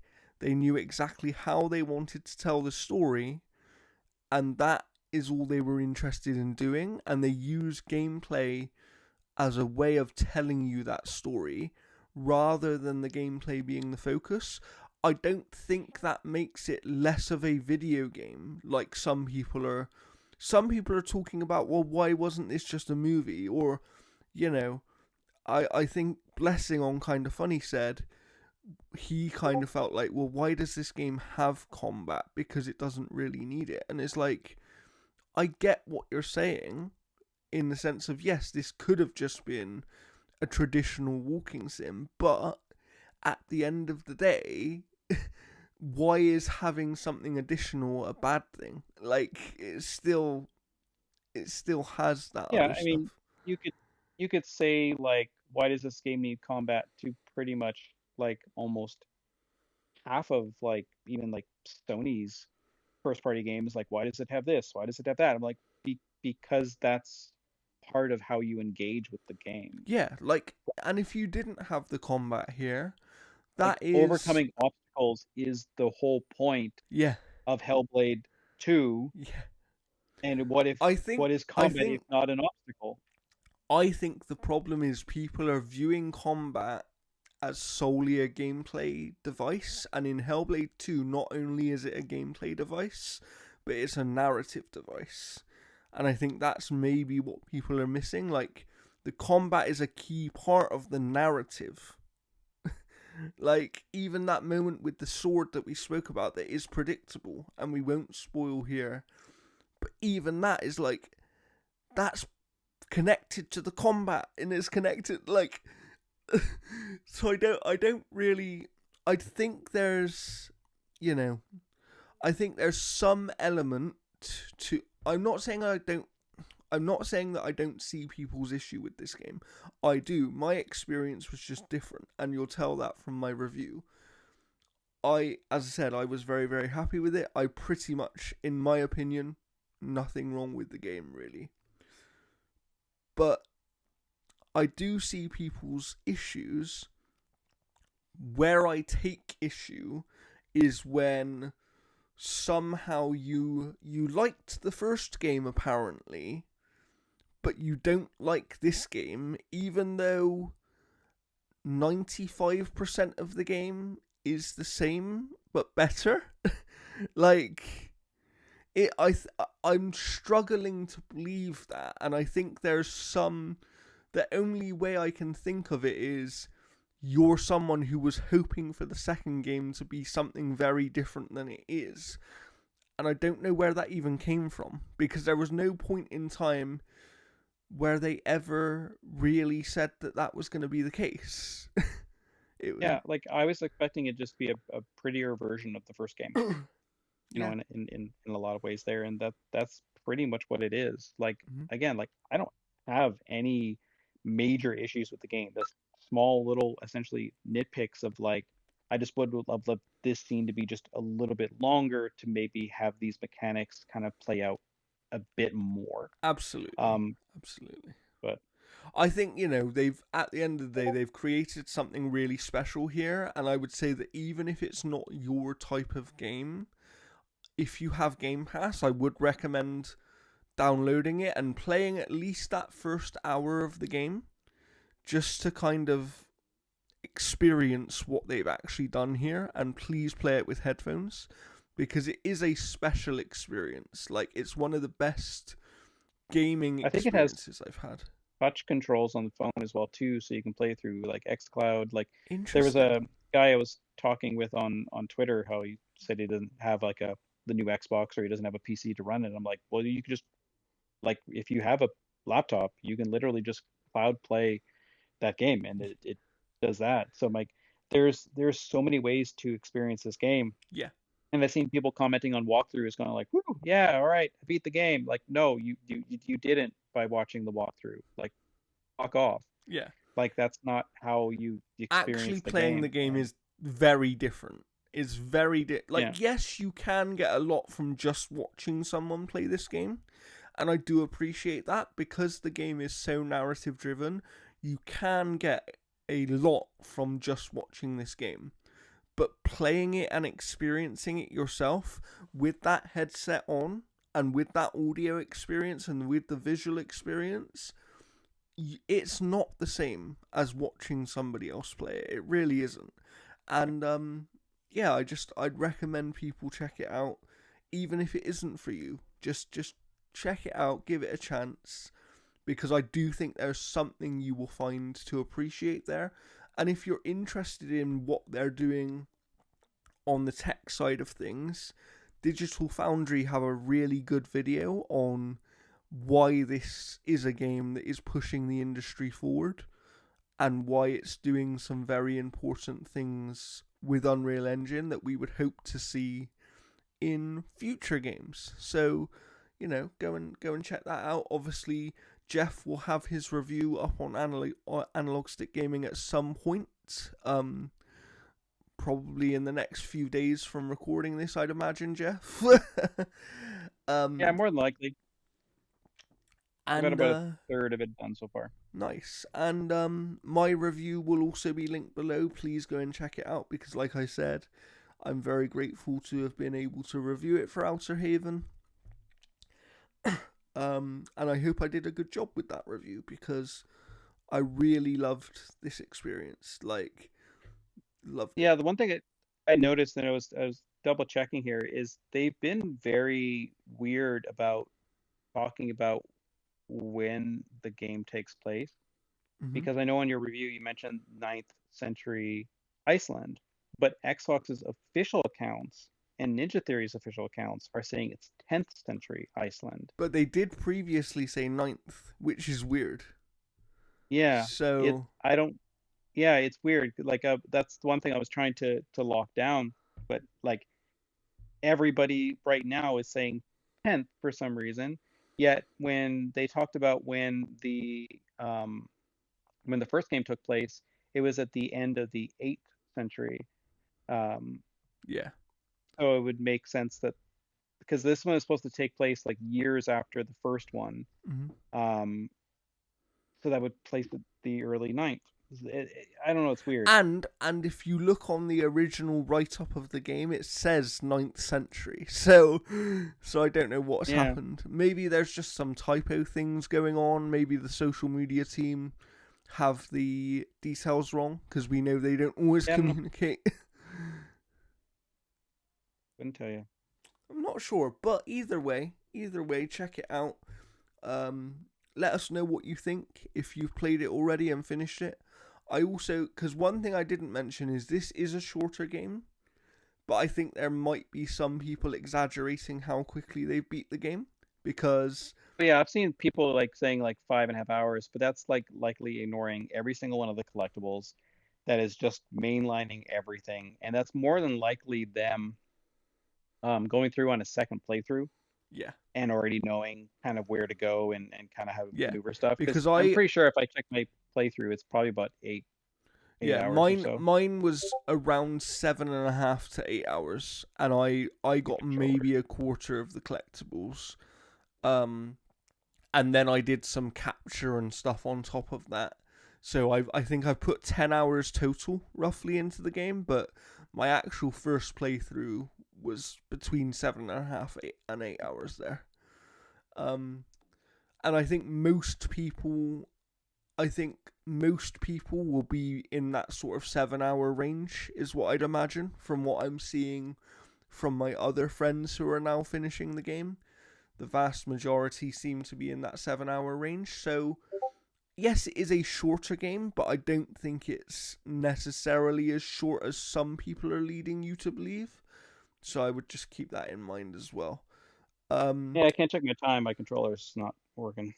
Fair enough. Well, but we have also both played a little of something else, a little Ubisoft game that sort of came out of nowhere because it went quiet for a while. Yeah, that's X Defiant. Um, yeah, I played probably about 10 matches or so. This is kind of like Ubisoft's attempt at like a Call of Duty type of multiplayer shooter. It's a bit more objective based. It's got like the thing where you're like the Overwatch thing where you're protecting something from, going from a point A to point B and kind of reversing then and stopping those teams from doing that. Um, and it's pretty decent so far. Like it is a um, Call of Duty like shooter where they've taken characters from Ghost Recon, Splinter Cell, Watch Dogs, and The Division, and essentially like you'll pick one of three characters depending on how you have unlocked them. There's a challenge system in terms of like unlocking certain things, and same with like the guns and stuff like that. So like if you want like the P90, you have to do like hip fire kills with the SMG. Um, and they take place on maps that are from those particular franchises.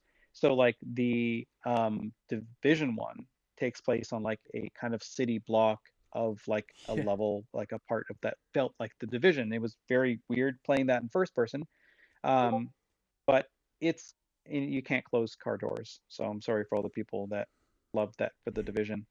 Um, but it is it's solid so far. I think the visuals are a little soft and a little blurry in some areas. Hmm. I don't think it's as clean as the Call of Duty engine has kind of refined itself to be.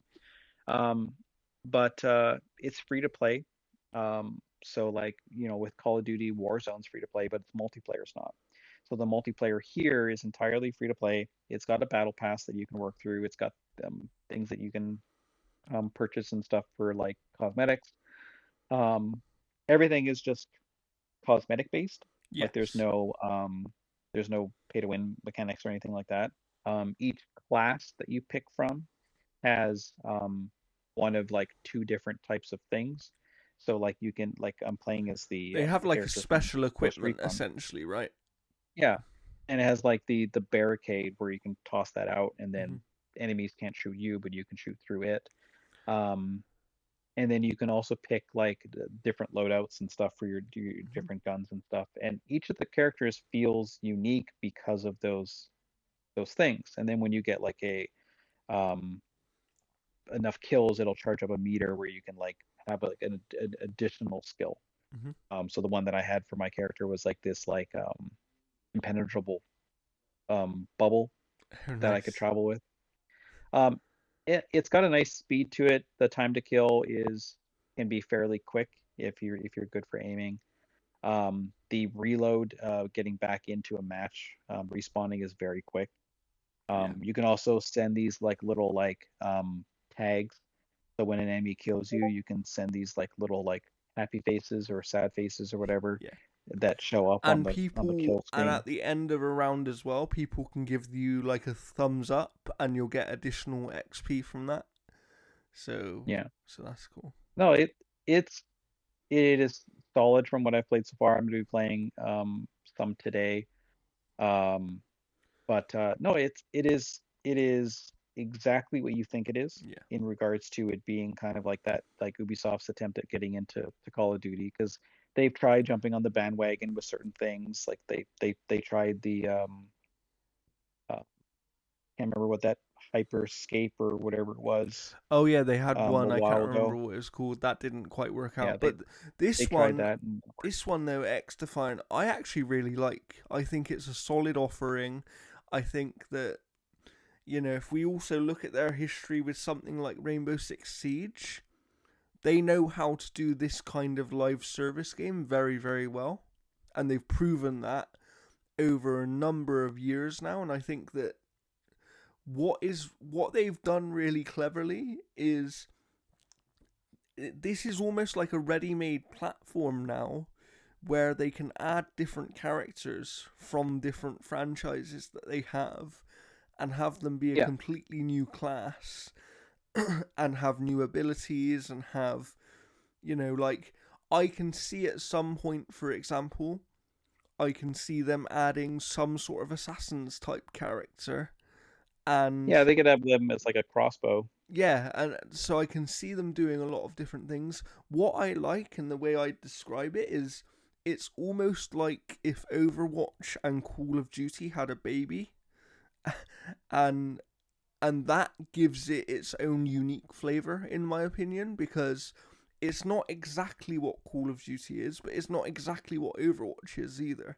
And I think that it will probably find its own somewhat unique audience in the middle there. And I'm definitely, it's one that I've only played a handful of games of so far, and I've been playing on PC. It runs very well on PC.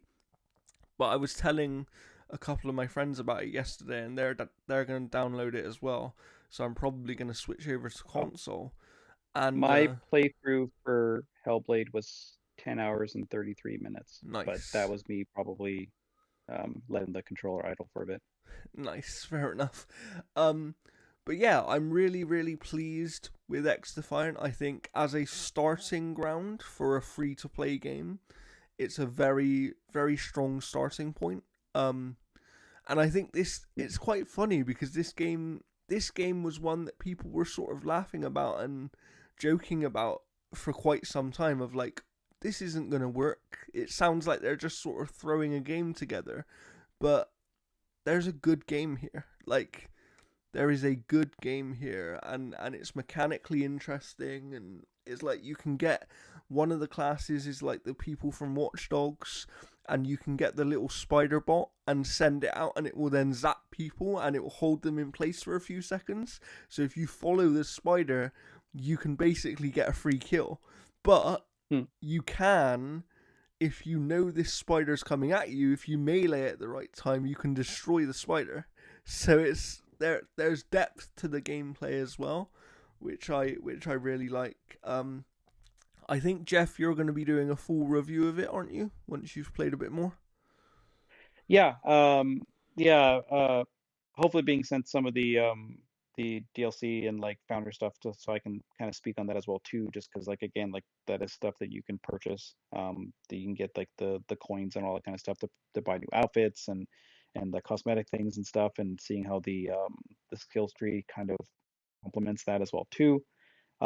There's a lot of challenges to kind of take on that kind of boost your experience earnings and all that kind of stuff too. So there's a lot to kind of work towards. There's tons of weapons. No, it seems pretty good so far. Like, I'm generally not someone to kind of stick a lot around for a lot of like the Call of Duty multiplayer. Um, well, this one's been pretty good. It's got crossplay right out of the bat, which is nice. But no, it seems pretty good. I will say, like though, like again, visuals, I think they're a little soft in some areas. I think the facial detail is not there. The costumes and all the stuff that's part of your kit and weapons and stuff, that all looks fantastic. But I think the faces don't look great. That's been an Ubisoft thing for a while though. Um, but no, it seems pretty good so far. Yeah. From what I've played, it I don't think it's breaking new ground or anything, but I think it just has to be fun. I think it just has to be a solid game in that Especially as respect. a free to play game, I think it's much easier to find an audience that way, right? It's like you don't have to be something revolutionary when you're free to people. You just have to be fun Yeah, enough that people want to keep playing you. And yeah, I think what they have created here so far is fun. Like, I want to play more of it, and that's a good sign because I am someone that engages in these types of games probably a bit more than you, Jeff. And yeah, like I can't wait to play more of it, and I hopefully we get a chance to play some together as well. That would be fun. yeah, I'll be playing some today. I also do want to check out. So I finally got code for that System Shock remake. So I'm Nice. gonna try that out. So it's got it added a whole extra character. It added a whole bunch of like accessibility things in terms of like how difficult do you want Hmm. combat or exploration or the puzzles and stuff to be. So I'm Nice. gonna check that out. Um, So Jeff's and I working on a should, lot of things.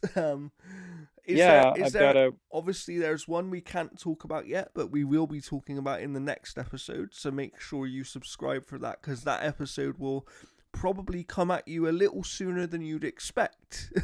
um, because we have an embargo at some time that is going to, lift, and yep, then we can talk about that game.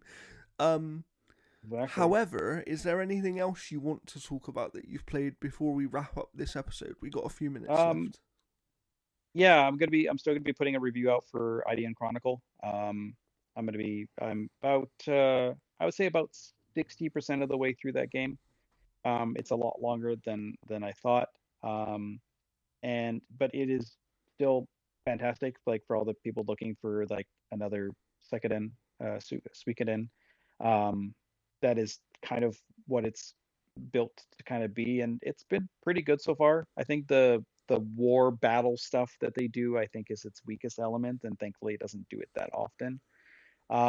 But I will have a review out for that at some point. I will have a review out today for Neptunia Game Maker Revolution, which is the next Neptunia game.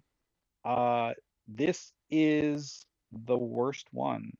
Interesting. Um, I I I'm not. a long-term fan of the series. There's like 12 or 13 games in the series now. I've played maybe five of them, and they are charming in their own little way. Like they are fan servicey games. Like you're playing as like console waifus that are like, locked in battle to, rule over a game industry. And this one here is you're playing as older Neptune, who's been a character that has been sparingly used. They're like an older version of the lead protagonist from the game, so they're a little bit different. And this one has you transferring to a new dimension and then getting trapped there because you lose the notebook that can send you across dimensions.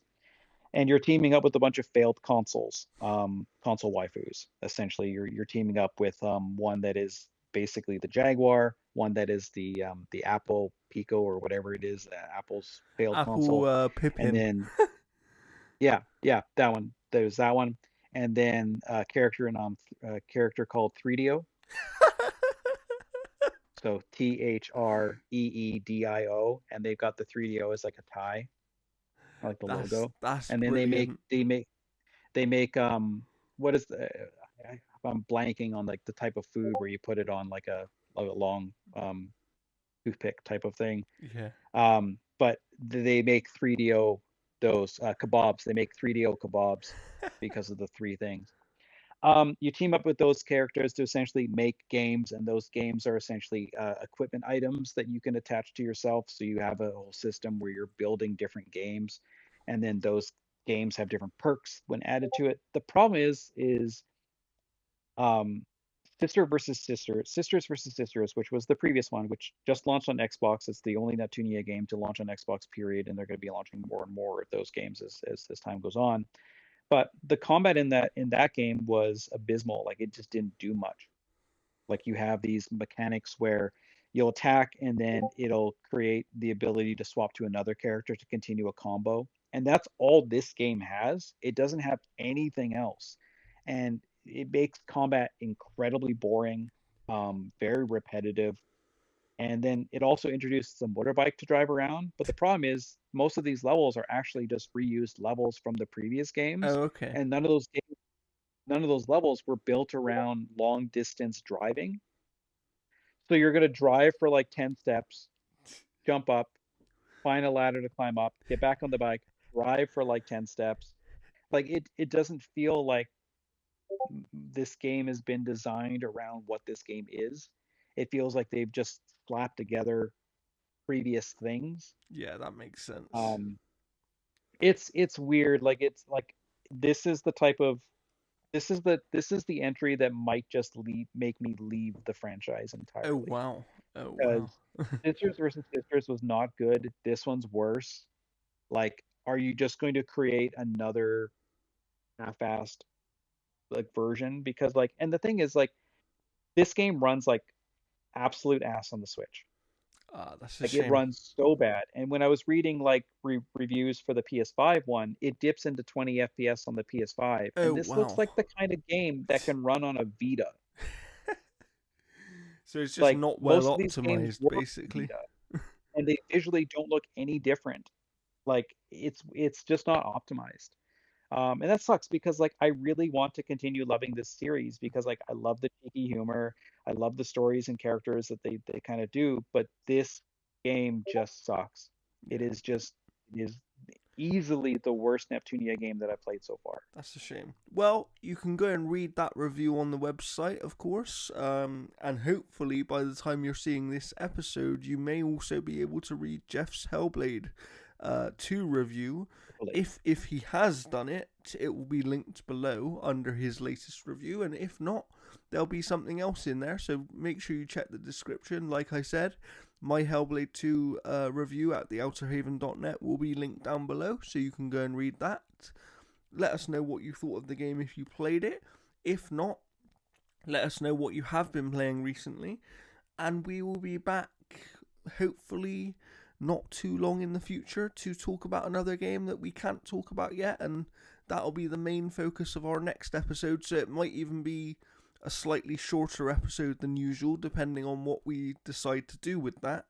But make sure you're subscribed here And make sure you're following us on Twitter, all that good stuff. All of our Twitters are down below here. And yeah, we will see you next time. But for now, it's a goodbye from me.